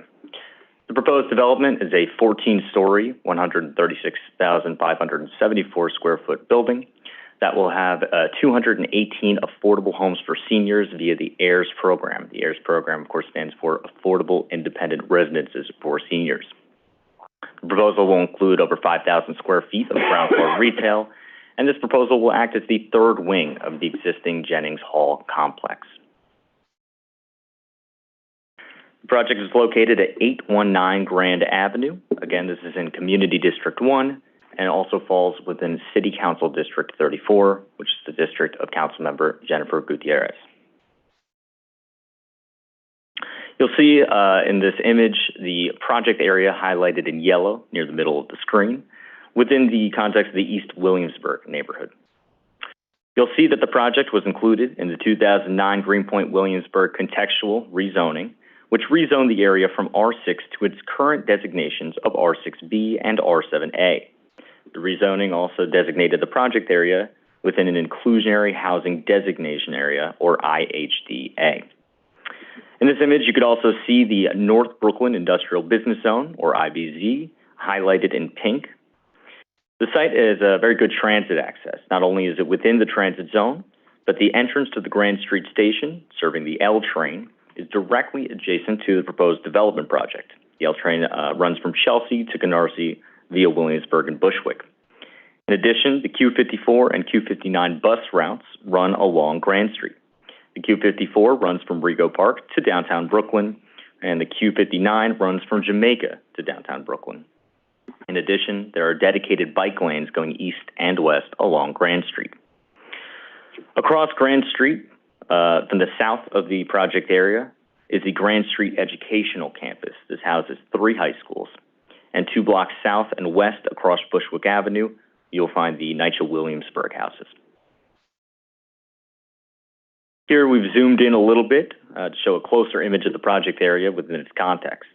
You'll see the existing vacant commercial building to be demolished is outlined in blue, and the 2 existing wings of the Jennings Hall complex, Jennings Hall West and Jennings Hall East, are identified in this image as well. You'll see that Bushwick Avenue and Grand Street are both 80 feet wide. To the east of Jennings Hall East building, you'll see the Power Street Garden identified. This is a 5,000 square foot city-owned community garden directly adjacent to Jennings Hall East. Land uses in the surrounding area include residential, commercial, and mixed buildings to the north, west, and east, and industrial uses further east towards Newtown Creek. These industrial uses are predominantly shown in purple. West of the project area, Grand Street is a commercial corridor with several low and mid-rise mixed buildings with a residential above ground floor retail. Grand Street is zoned C4-4A. Institutional uses, shown here in blue, include the aforementioned Grand Street Educational Campus, as well as PS 163, a public elementary school, which is located 2 blocks south of the project area on Bushwick Avenue. Several houses of worship are found in the area as well. In addition to the Power Street Garden, open spaces include the Olive Street Garden at the corners of Powers and Olive Streets and Orient Grove at the intersection of Orient and Metropolitan Avenues. Cooper Park, which is a larger 6.3-acre park, is located to the northeast of Orient Grove, just out of view in this image. Residential districts in the area include the mid-density contextual districts R7A, R6A, and R6B, as well as the non-contextual R6 district. C24 overlays, are mapped along the north side of Grand Street, including within the project area, as well as other nearby commercial corridors as well, including Metropolitan Avenue and Grand Avenue. I'd like to move on to some images of the project area. This is an image taken from the intersection of Grand and Bushwick Avenue looking northeast towards the project area. In yellow, you can find the currently vacant commercial building, which will be demolished to make room for the new development. And on the left side of the image, you could see the Jennings Hall West building, which will remain. Moving north along Bushwick Avenue, this is a view of Jennings Hall West, a little bit closer image. And on the right side of this image, you could see the entrance to the L train station on Grand Street. This is an image from the intersection of Bushwick and Power Street, looking southeast at the project area. Here you can see not only Jennings Hall West, but also a bit further on the left side of the image, Jennings Hall East. And again, both of these structures are to remain. This is an image of from the intersection of Bushwick and Grand Street, looking east down Grand Street. The project area and the existing building, the existing vacant commercial building, which will be demolished, is seen on the left side of the image. And you could also see on the left side of this image the recently completed accessible elevator to the Grand Street station. On the right side of this image is the Grand Street Educational Campus, which I've mentioned previously, which houses 3 high schools. This is an image from the intersection of Grand Street and Bushwick Avenue, looking northwest at the project area. Here you can see the existing building to be demolished, outlined in yellow in the foreground, and in the background, the Jennings Hall West building to remain. Here we can see a rendering of the proposed development from the intersection of Grand Street and Bushwick Avenue, looking northeast. The applicant is requesting a zoning map amendment from R6B, R7A, and R7A C24 to R7A, R7X, and R7X C24, respectively, as well as text amendment to map MIH over the entire project area. These actions will facilitate a 14-story building with approximately 131,000 square feet of residential floor area and approximately 5,000 square feet of commercial floor area at the ground floor. The building will house 218 AIRS units, which again are affordable residences for seniors, and will act as the third wing of the existing Jennings Hall campus, which currently has 150 existing units. Therefore, after completion, the campus will have 368 affordable homes for seniors. The proposal, parking is not required for AIRS units within the transit zone. However, 10 spaces are proposed to be provided. The applicant has stated that these are necessary for parking for maintenance as well as employee parking. This still represents a reduction from the existing 22 spaces on the site. This is an additional rendering showing the proposed ground floor conditions. I'd like to note here that this project did not require an easement from the MTA, but as noted, the MTA has constructed an accessible elevator to the Grand Street station. You can see here in this rendering, and you've seen in previous images as well. It's my understanding that this just became active a few weeks ago and is currently in use.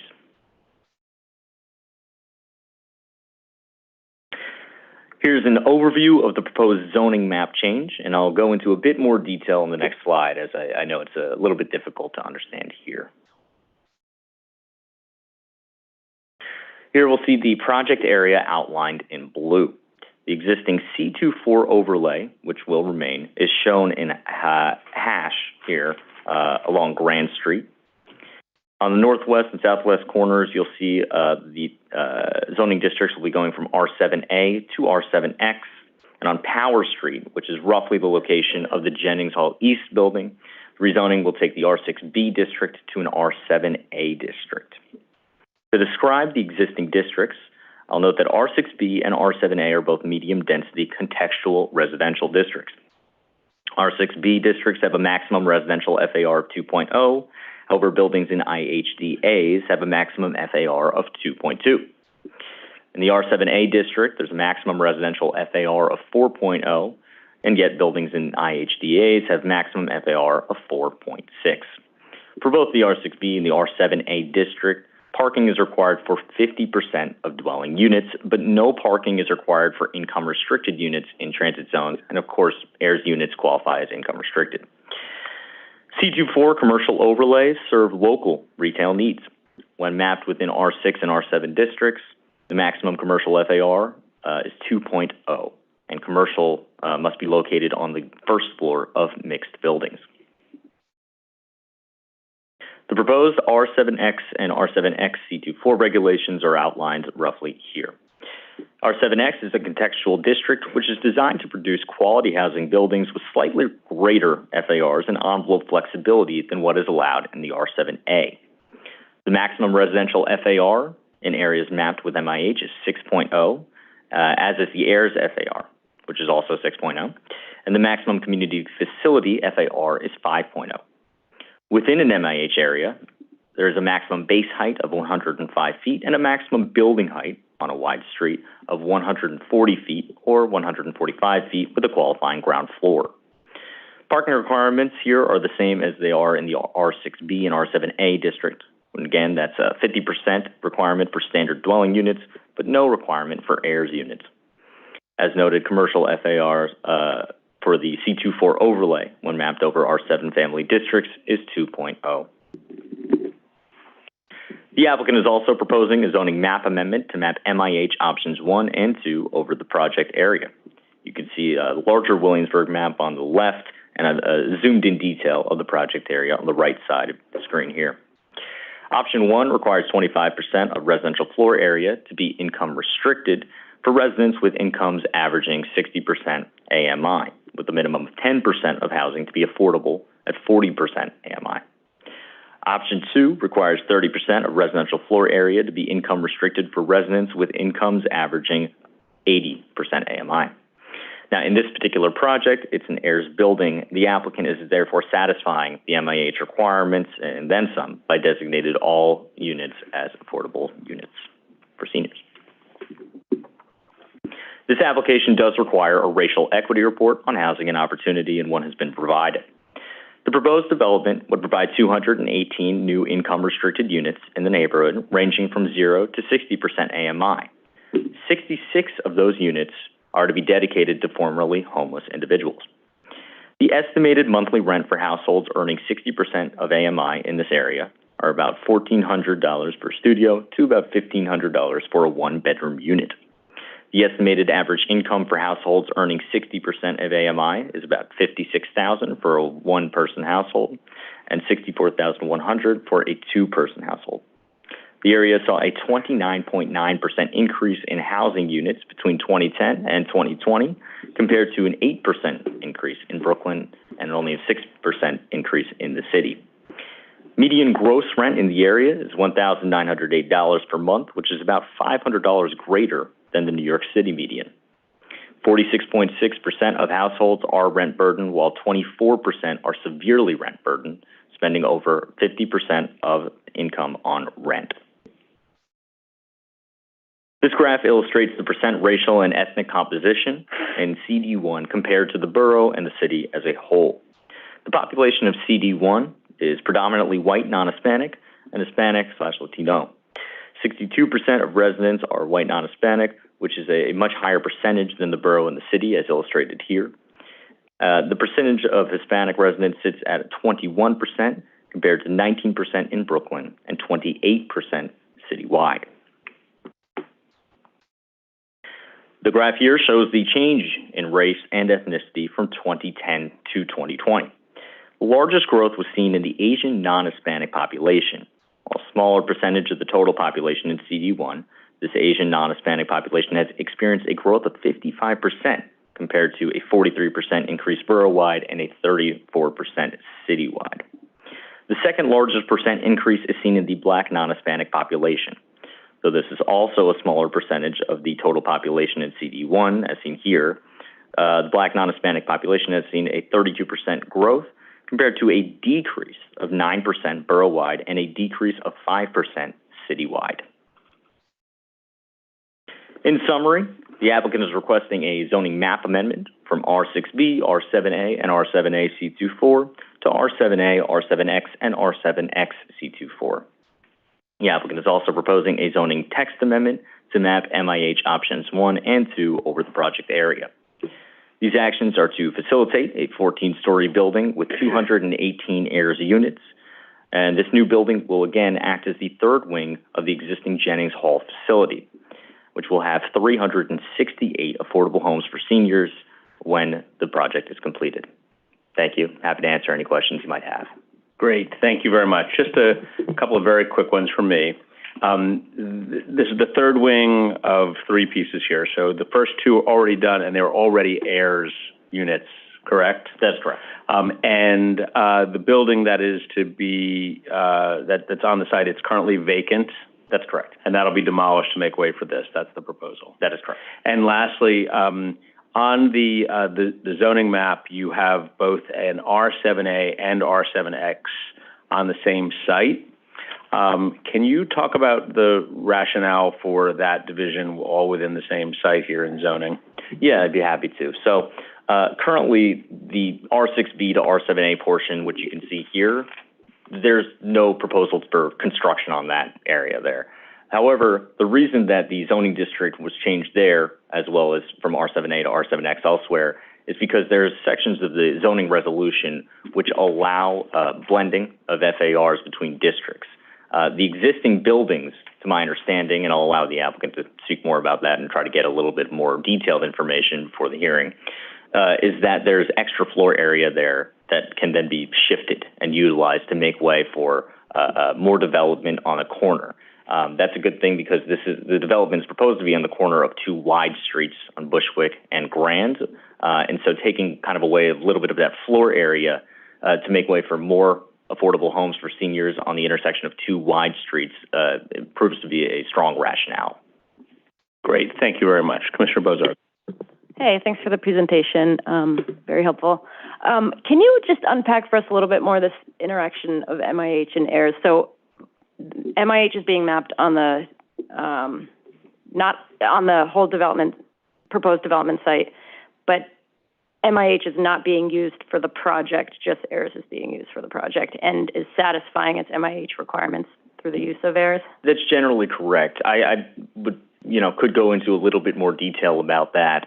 To be quite frank, I need to check, I think, with HPD to see if technically for this project they actually need to designate an MIH option, but regardless, their incomes and the fact that all units are to be affordable satisfies either option, regardless of what they were to choose. Okay. However, I think one of the questions I had was what heirs' actual affordability requirements were relative to MIH's, or just to know, Sure. and the term of affordability on heirs projects. Right. So, yeah, I'd be happy to give a little bit of detail. So heirs units, to my understanding, are defined in Section 1210 of the zoning resolution. So I looked a bit into that. It's required for residents to be 62 years of age or older, and it's designated at incomes at or below 80% of the income index for Class A occupancy in the multiple dwelling law.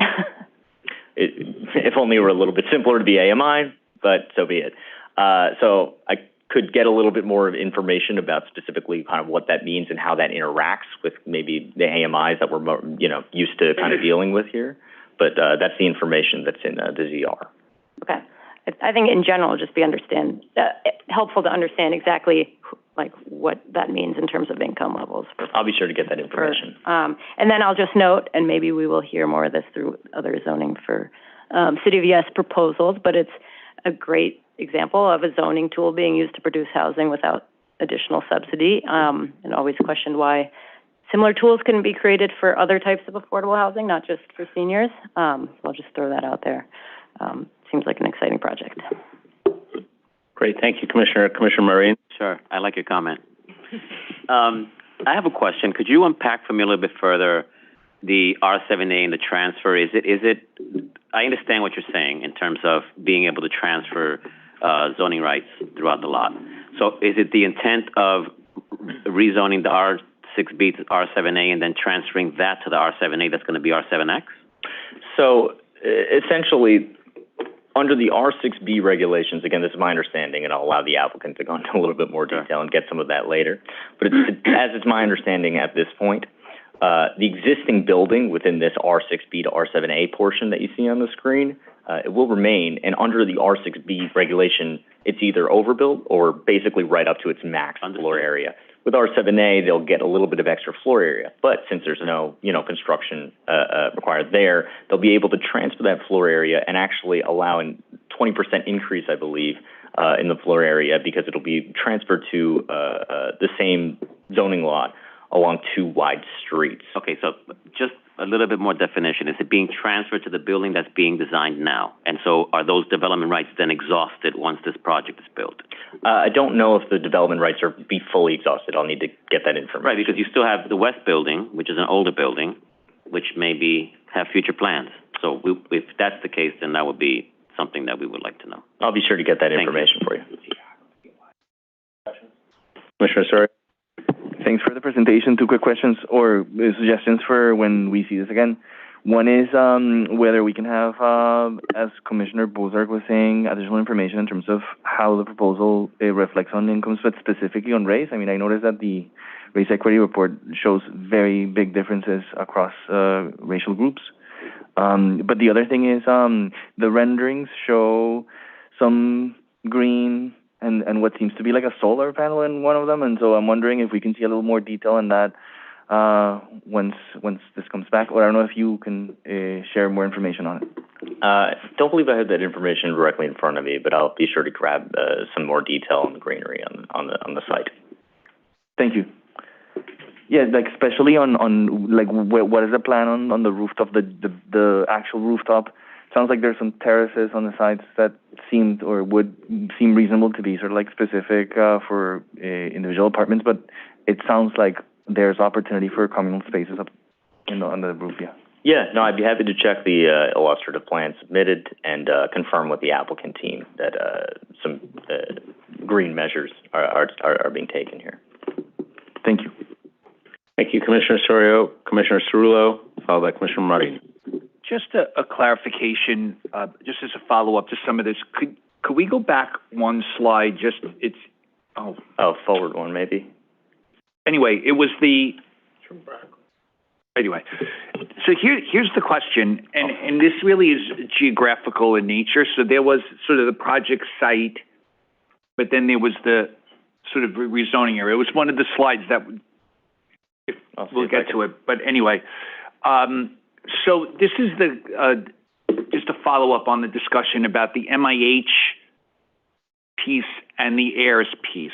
Mm-hmm. The MIH area is larger than the project site.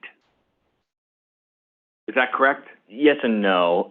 This is a little bit interesting. The project site... Then it's important to find that little chart. Yeah. I think maybe... And it was an image. No, it was actually a little... Further afterwards? You know what? It's a little zone, the two by side by side. There aren't that many pages, but anyway... I'll get to it somehow. It looked like, not that one. Oh. This one. All right.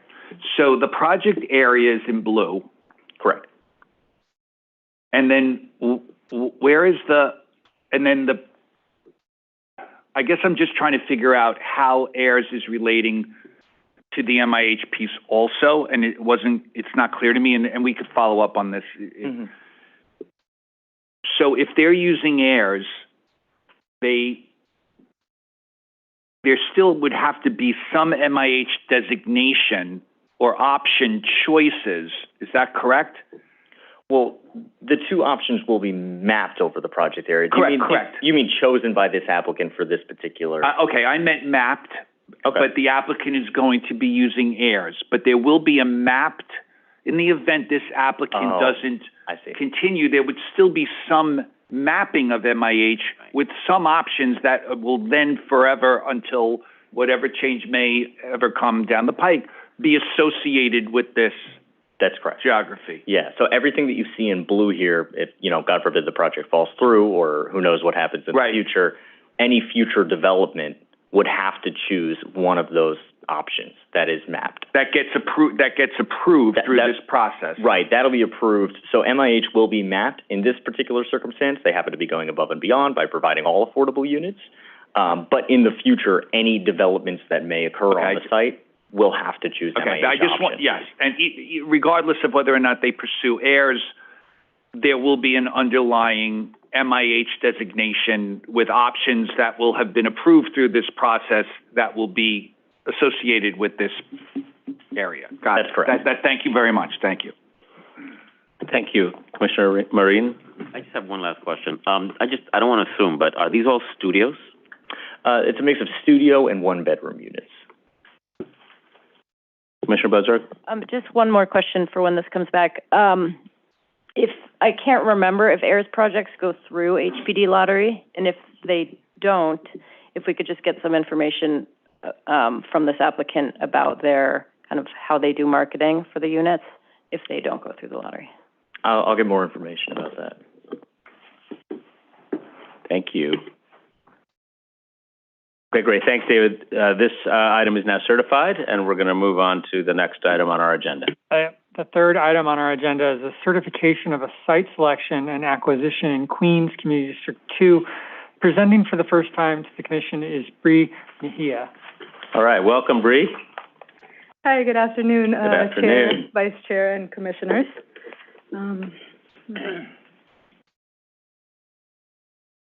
Get your presentation up here shortly.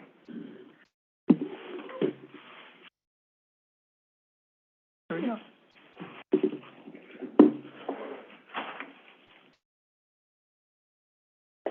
For some reason, it started at the end. Don't know why. Sorry. Okay. 2402 49th Avenue, DEP Site Selection and Acquisition. This is an application by the Department of Environmental Protection and the Department of Citywide Administrative Services for a site selection and acquisition to relocate laboratory facility operations at two existing buildings, 2402 49th Avenue and 2520 Borden Avenue. The proposed project area is located in the neighborhood of Long Island City in Community District 2 in Western Queens. It is adjacent to the Queens Midtown Expressway, which connects Queens to Manhattan.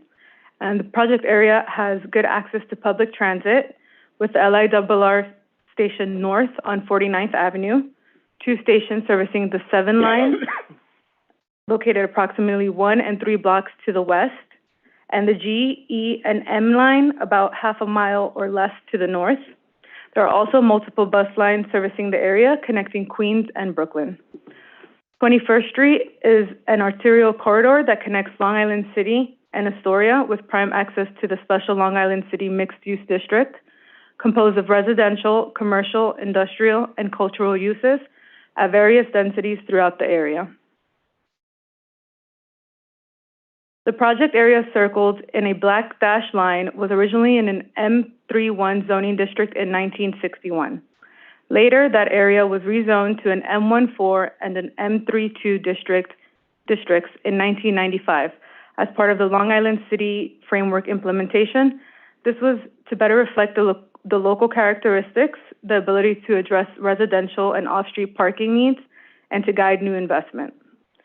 These zoning districts have remained unchanged since then, although in 2006, the project area became part of the Long Island City Industrial Business Zone with the intention to provide a number of financial and policy benefits to industrial businesses. On the map to the left, we can see that the surrounding project area is composed of predominantly industrial and manufacturing land uses in purple, some commercial and office uses in red, public facilities in light blue, and transportation and utility in light purple.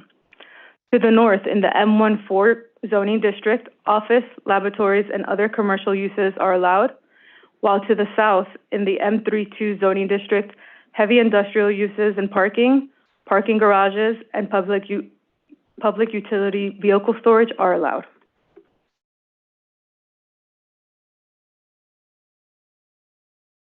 In this bird's eye view of the project area, we are facing north. In the dashed black lines are the two lots the DEP is looking to acquire. They are in the vicinity of the Queens Midtown Expressway and the LIRR, which would be beneficial for the travel needs of DEP's fleet vehicles and for the commute of their employees. To the north, the proposed laboratory facility would be on the 5th and 6th floor of an existing 7-story building labeled here as Block 71, Lot 7501. This building is currently used as commercial and office space, and it is located in the intersection where 49th Avenue meets the 21st Street corridor. Some of the current tenants include New York City Housing Authority, and they're located on the 3rd and 4th floors. At the westernmost portion of Block 71, there's another 7-story mixed-use building with commercial and office use as well. Now to the south, the proposed vehicle storage facility would be located on the ground floor of an existing 1-story building labeled here as Block 68, Lot 55, and is just about 5 minutes walking distance from the laboratory facility right along 25th Street. This building is currently used as a parking facility and warehouse. Some of the uses include safety equipment supplier, a buildings material supplier, and a stone supplier. Now, from the westernmost portion of Block 68 towards the easternmost portion, there's a 1-story building currently used as a public facility to house homeless individuals. Adjacent to that is a 2-story manufacturing building. And in the vacant lot we see here in the image, there is a 5-story commercial building under construction. Moving on to current conditions of the project site through some recent photos. This image here is showing the lot where the laboratory facility would be. We're facing southeast from 49th Avenue, and this view is standing over the LIRR Hunters Point Avenue station. This image here shows the laboratory facility building from the northwest from 25th Street. The project site is on the right-hand side.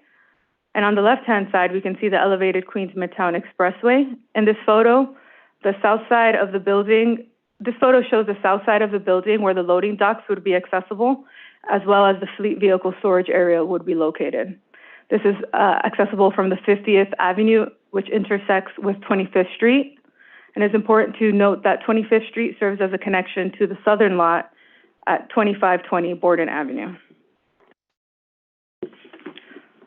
Now, before moving on to some site photos of the southern lot, just want to show an aerial view of the laboratory facility. Here we see some key areas depicted by yellow stars. To the north, on 49th Avenue, we see where the main entrance for DEP laboratory staff would be.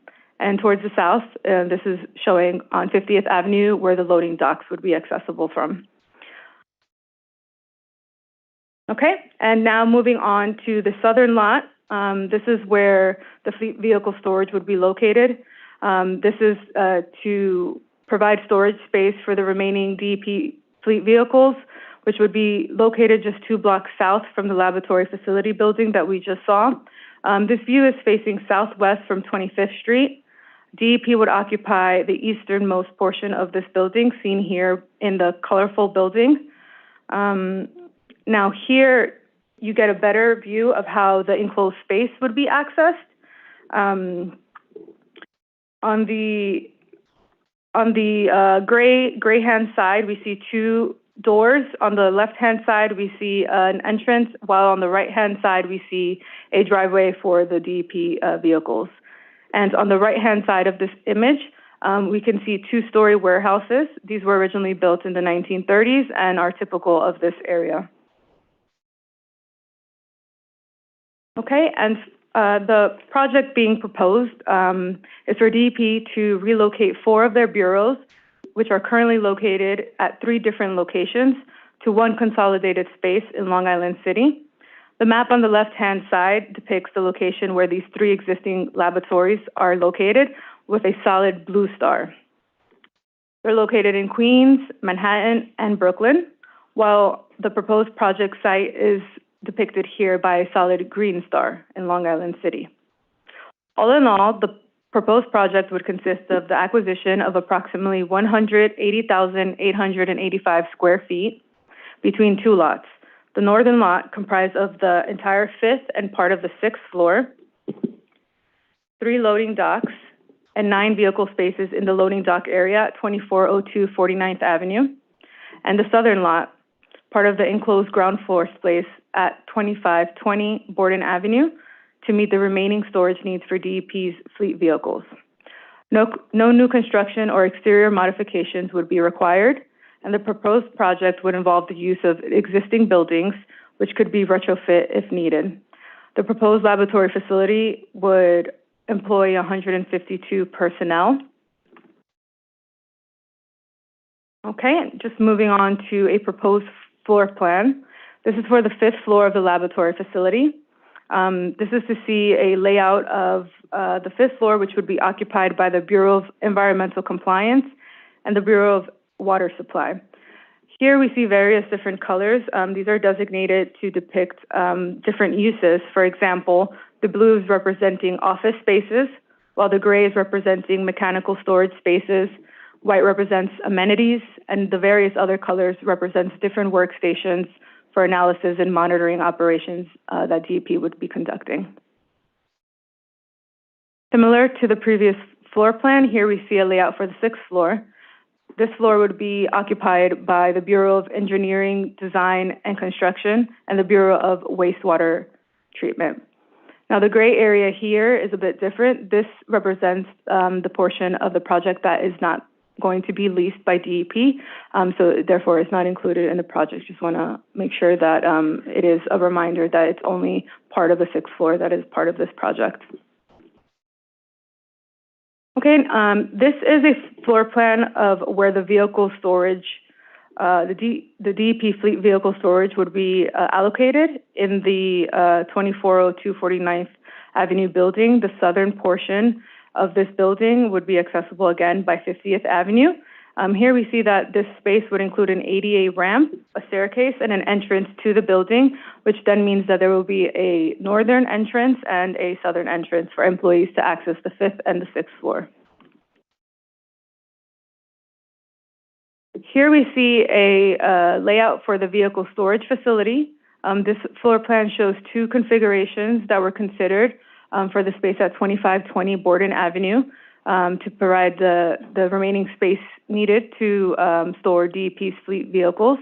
Here, the only difference between the top and the southern examples, the top and the bottom examples, is that the top would accommodate 2 ADA compliant parking spaces, whereas the top would not be able to accommodate the 2 ADA spaces, whereas the bottom could. Here we also see that it would include an ADA ramp, stairs, and the enclosed space would be accessible from Borden Avenue. Okay, and this project does include a racial equity report. This graph seen here summarizes the racial and ethnicity composition of CD2 in comparison to the borough of Queens and New York City overall. The population in CD2 we see here is predominantly Asian, and in 2020, of the approximately 137,718 residents, we see that about 39% of the total population identified as Asian, and this is a higher share of the total population compared to borough-wide and citywide. We also see here that 28% of the population in CD2 identifies as Hispanic Latino, and 26% identified as white. This graph here shows change in racial and ethnicity composition from 2010 to 2020. We can see here in this graph that there has been growth in all races and ethnicities in CD2, but it is important to highlight here that while being a smaller percentage of the total population in CD2, the Black non-Hispanic population has experienced a growth of 87% in comparison to a 4% decline borough-wide and a 5% decline citywide. In summary, to achieve the proposed project, DEP seeks to select and acquire spaces at 2 lots to relocate laboratory facility operations. And according to the applicant, the surrounding areas, transportation infrastructure, the current land use and zoning, and the benefit of consolidation at one location, which meets the DEP's efficiency standards, makes this an appropriate site for the relocation of their laboratory operations. Thank you, and at this point I conclude my first presentation, and I'll take any questions or comments from you guys. First comment, bravo, congratulations. Thank you. Well done. Thank you, Bree. I think that was very clear. I don't have questions. Let me see if there are questions from others. Commissioner Soria. Thank you, Chair, and congratulations. I was wondering if you can share any additional information regarding how to think about the vulnerability of the sites to both the sites to flooding, one, but also storm water flooding. According to both the department's map, but also the DEP maps, both of them would be compromised. I mean, clearly on the northern side, we're talking about the 5th and 6th floor, but I'm wondering if that has come, you know, has that emerged in the conversations, or whether that's something that we can discuss or see more of when this comes back. I think the land use rationale makes total sense, and this is just a part of the city where we need to adapt. But I want to understand what are the type of investments that we're making in selecting a site like this, because especially the site where we're going to be parking the vehicles seems to be deeply compromised in terms of. In fact, I think it's inside the current 100-year floodplain. So I'm wondering if there's anything that has emerged in the conversations thus far in that regard, or anything that you can share with us, if not something to see when this comes back. That's a very interesting question, and I can get back to you on that, definitely. Thank you. Thank you. Commissioner Bozarg? I was just curious if the sites that DEP is leaving, are those city-owned sites that then will be repurposed for other uses, or does DEP plan to use them for other uses? Do they go back to DCAS? Just a little bit more about that. I can confirm if they're city-owned, but I do believe that they are not. The one in Queens, it's in Lefrak. That one is going to be repurposed for use, non-laboratory uses, while as the other locations, they have their facilities in trailers. So it's a bit of a different process, but I can definitely get more concrete information on that. Okay, thank you. Mm-hmm. Okay, great. Thank you, Bree. This item is now certified, so we will pick it up down the line. Ryan, what's next? The fourth item on our agenda is the certification of a zoning map amendment in Queens Community District 1. Also presenting for the first time in the commission is Derek Jasmine. All right, welcome.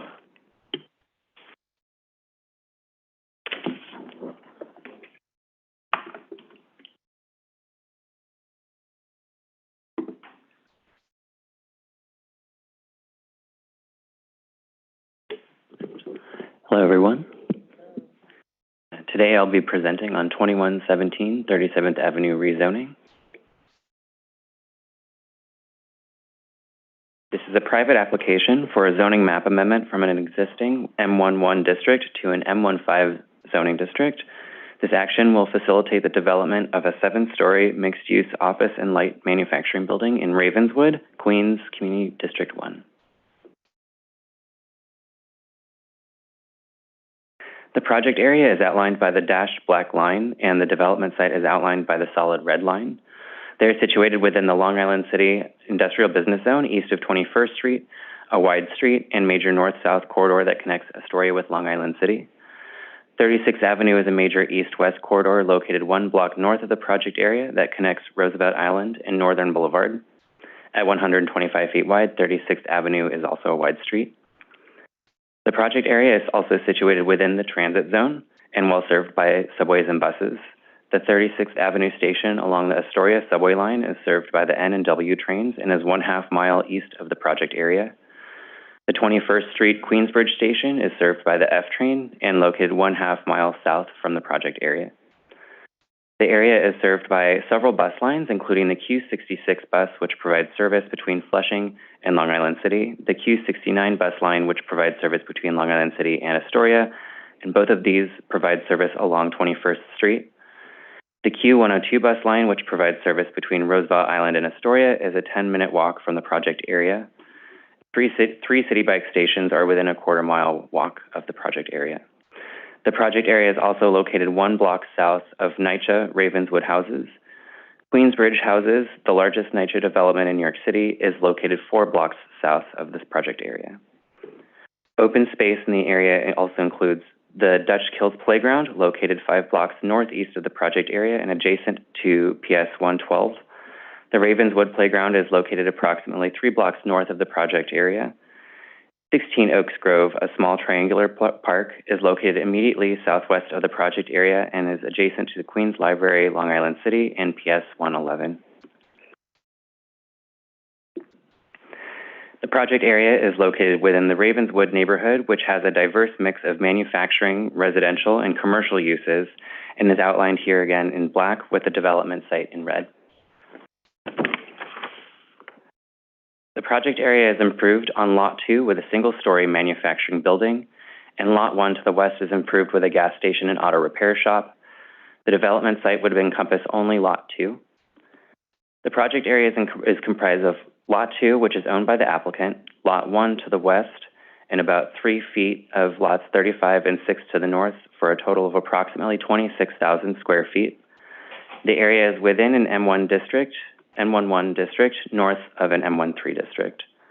And both the M11 and M13 districts in this area have been mapped since the 1961 zoning resolution. The surrounding M11 district consists primarily of 1- and 2-story light manufacturing buildings and auto uses.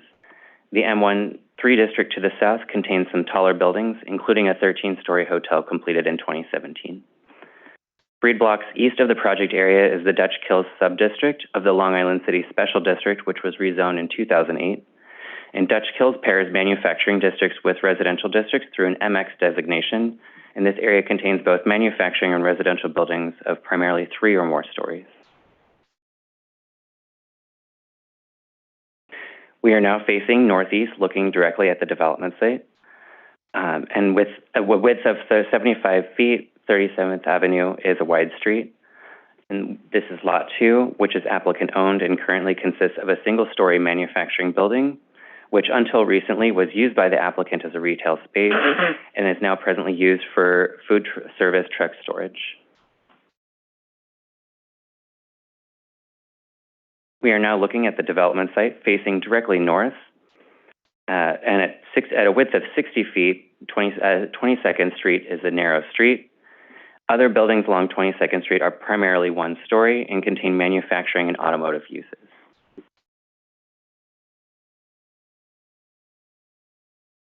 And now we are looking at the project area facing directly east. At 100 feet wide, 21st Street is a wide street. Lot 1, which is not owned by the applicant, consists of a gas station on the corner with an auto repair shop situated mid-block to the north of this gas station. And along 21st Street, the land uses consist primarily of 1-story automotive uses.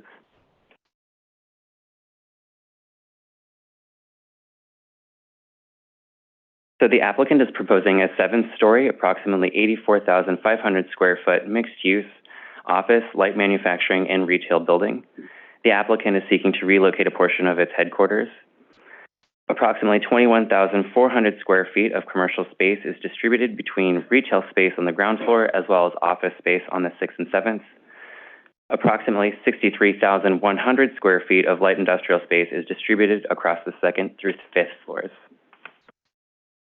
The cellar and subcellar levels would contain 58 parking spaces, and the ground floor also contains 2 loading berths accessible from 22nd Street. The building base height is 85 feet, and the building height is 115 feet. Floor heights are 18 feet on the ground floor and 15 feet on floors 2 through 7. Here's another look at the cellar level, which along with the subcellar contains 58 parking spaces. The applicant had initially proposed an M13 district, which would have required 212 parking spaces. Following our guidance, they are now proposing an M15 district, which does not have accessory parking requirements and have subsequently significantly reduced their accessory parking to 58 spaces due to proximity to transit. The first floor would be used for the entrance to the cellar and subcellar parking levels from 37th Avenue. The applicant is also proposing a cafeteria space on the left to serve both office and manufacturing workers, and a lobby entrance in the center, and they would operate a retail store in the lower right. 2 loading berths would be accessed via a new curb cut along 22nd Street, and the loading berths would have access to freight elevators within the building. Following our guidance, they've also thought more about the programming of this building and rearranged the ground floor to provide more active use and have relocated the loading berths further from the pedestrian entrances along 37th Avenue. The 2nd through 5th floors would extend to the outer street wall and consist of manufacturing space, and the applicant intends to use this space for assembling car kits.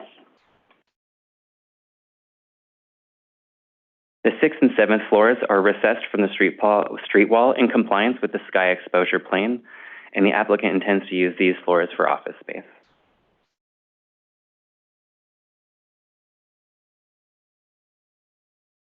So in order to facilitate the proposed development, the applicant is proposing a zoning map amendment from an M11 to an M15 zoning district. The M15 zoning district will allow an FAR of up to 5.0 for manufacturing purposes and removes parking requirements allowing for reduced accessory parking within the transit zone. And just for a further breakdown of the M15 zoning district, the base height is limited to either 85 feet or 6 stories, whichever is less. The building height is limited by the sky exposure plane, and for a situation along a narrow street, the height to depth ratio is 2.7 to 1. The maximum manufacturing FAR is 5.0, and the maximum FAR for community facilities is 6.5. And M15 districts do not require any accessory parking. So in summary, the applicant is seeking a zoning map amendment from M11 to M15 to facilitate the development of a 7-story manufacturing building with 84,500 total square feet, with 21,300 commercial square feet, 63,100 light industrial square feet, 58 parking spaces, and 2 loading berths. At this point, that concludes my presentation. I'm ready to take any questions. Great, thank you very much. Before I go to the Vice Chairman to kick it off, let me just, one quick point of clarification. The 58 parking spaces you said was a reduction because it's in the M15. That's a reduction from what it would be in the M11 or the M13 or both? From the M13. Under the M13, it would have required 212 parking spaces. 212? 212 would have been the requirement under Okay, thank you. All right, Vice Chair. Thank you. I just wanted a clarification. The write-up says, description of proposed development project. Applicant proposes a new 7-story plus cellar building containing a mix of light manufacturing, commercial, and residential uses. That's what the write-up says. So it's no residential on here. It's been a misstatement. That's not allowed. Yeah, sorry, we missed that. Right, okay. Thank you. Commissioner Osorio? Thank you, Chair. Thank you for the presentation. I'm just wondering if you can share anything that the applicant has expressed thus far in terms of the type of tenants that this is going to be marketed to, especially for both the retail on the first floor and then the manufacturing tenants? Yeah, so the applicant does intend to occupy the building in full. So it does intend to both retain the 20 retail jobs that were up until recently occupying the existing building, as well as 150. They anticipate roughly 150 new jobs for the office and light industrial. Thank you. And then in terms of it sounds like on this rendering in particular seems to be showing some solar, or what is that solar on the top, or can you share anything regarding sustainability measures discussed thus far? I don't have an answer for that, but I can get back to you. Thank you. Commissioner Dweck? Do you know if this project will be taking advantage of any Industrial Development Agency benefits?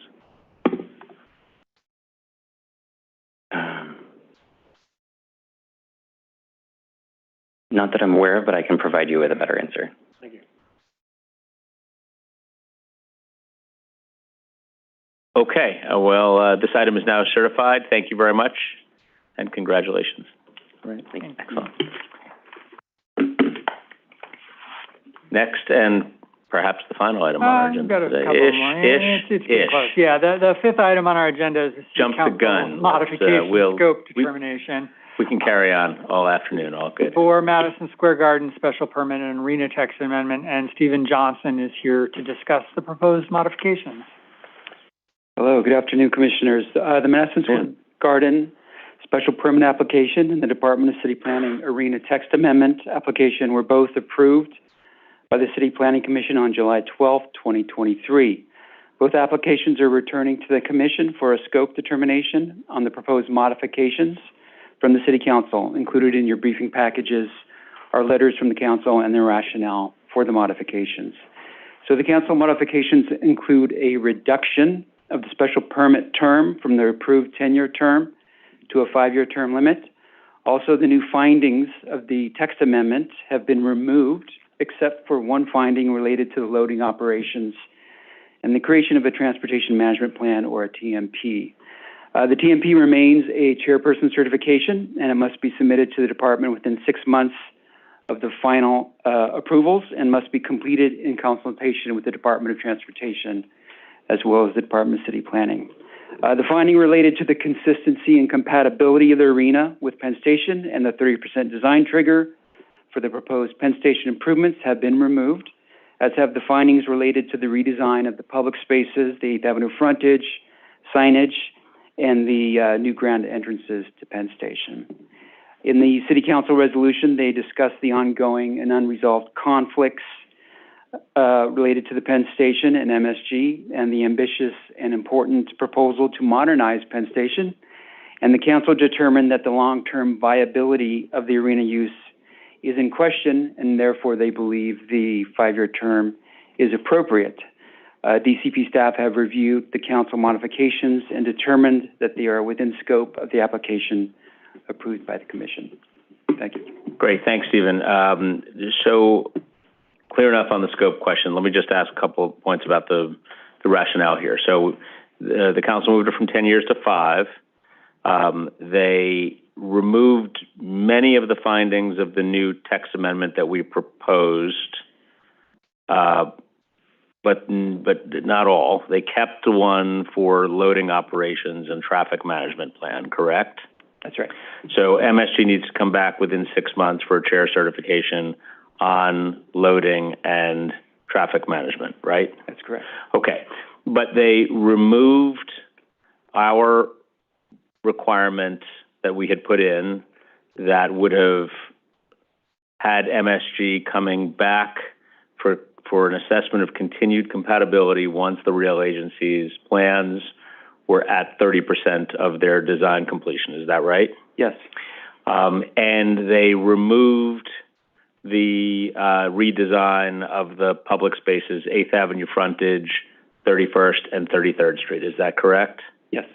So I don't know if they have communicated. Obviously, this is a scope determination, so it seems clearly to be in scope. The question that I have for you is, why did the council remove, to the extent that you can, argue for it or explain it, the findings that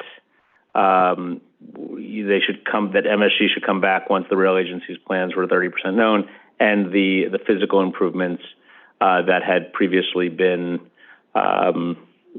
worked out here at the City Planning Commission? So I believe that what the council did was focus on an MTA and MSG agreement working cooperatively together, and they focused on that a lot in their whereas statements. And I think what they were saying is that 5 years is an appropriate length of time, and if they're not able to come to an agreement at that time, then there needs to be a reassessment of the arena use itself on the site. I think that's the crux of their argument for the 5-year term, and also as to why they didn't include any of the trigger mechanism that we had created for MTA and MSG to return once the 30% design development had been reached. Okay. Thank you, Stephen. So this is a question of scope, so we will do our normal procedure. I will seek assent by a voice vote to send a letter to the City Council that the modifications are within scope. All those in favor, please say aye. Aye. Opposed, nay? Nay. Okay. 1 nay recorded. Okay. The motion carries. Thank you. Ryan, what's up next? For post-hearing follow-ups, we have 180 Skirmahorn Street parking lot.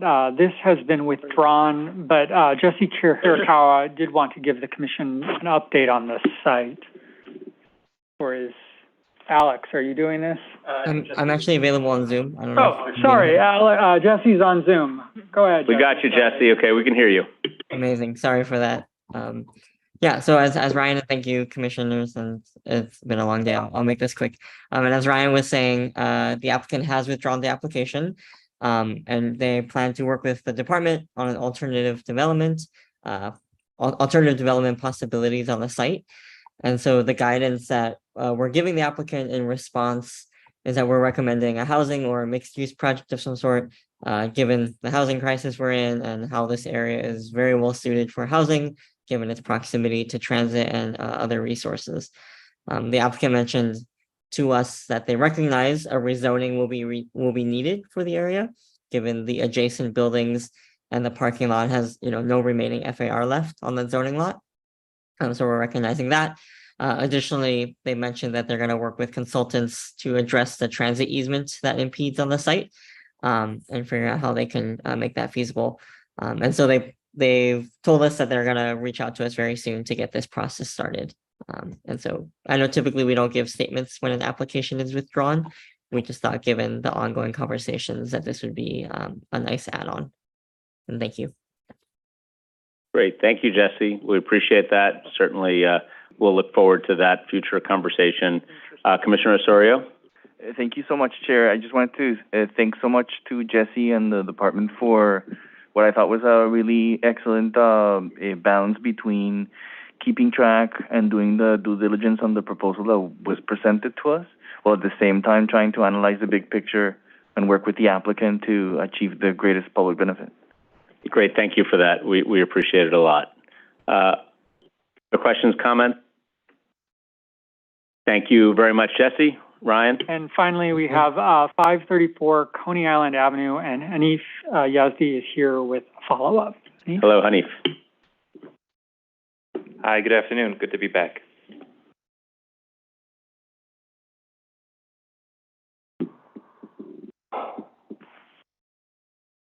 All right, good to be here again for a recap of the 534 Coney Island Avenue application. This is a post-hearing follow-up. The application was certified on May 22nd of this year.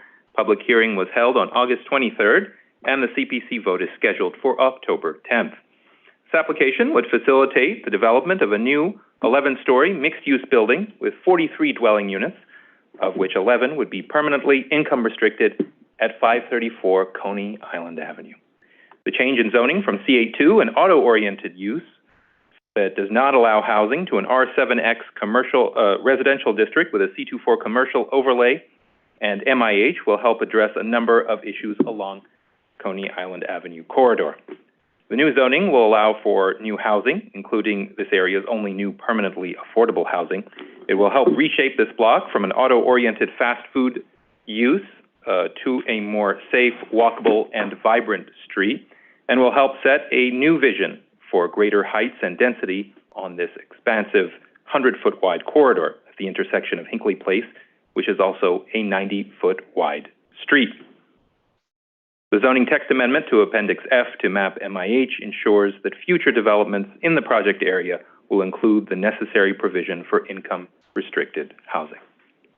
We'll take a look, just to refresh, on some of the key visuals from this location.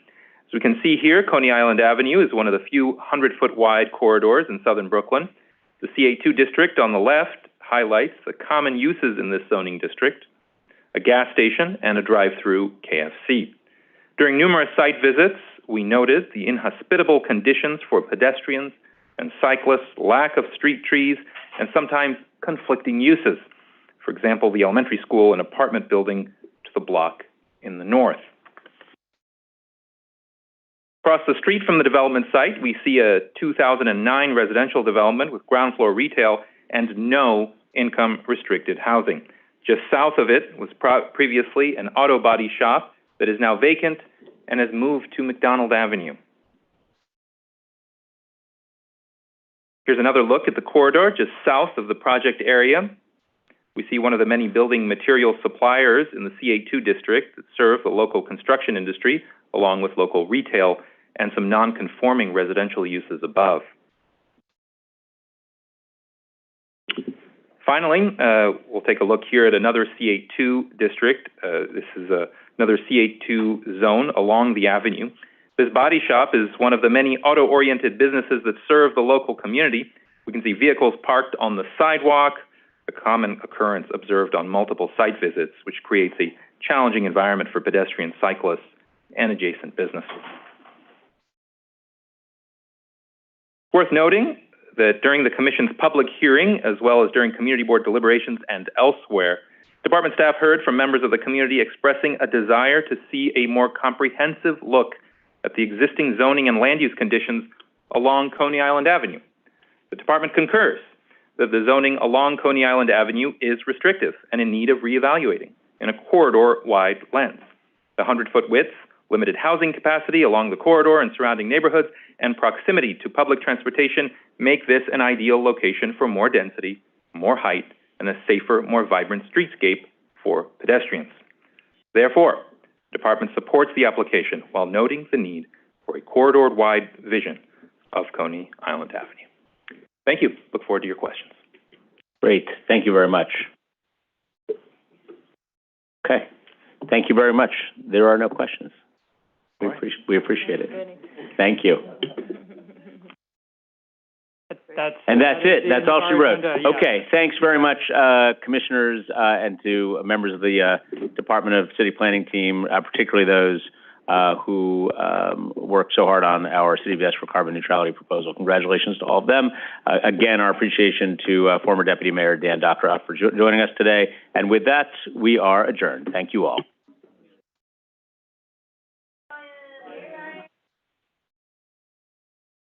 Thanks, former Deputy Mayor Dan Dockeroff for joining.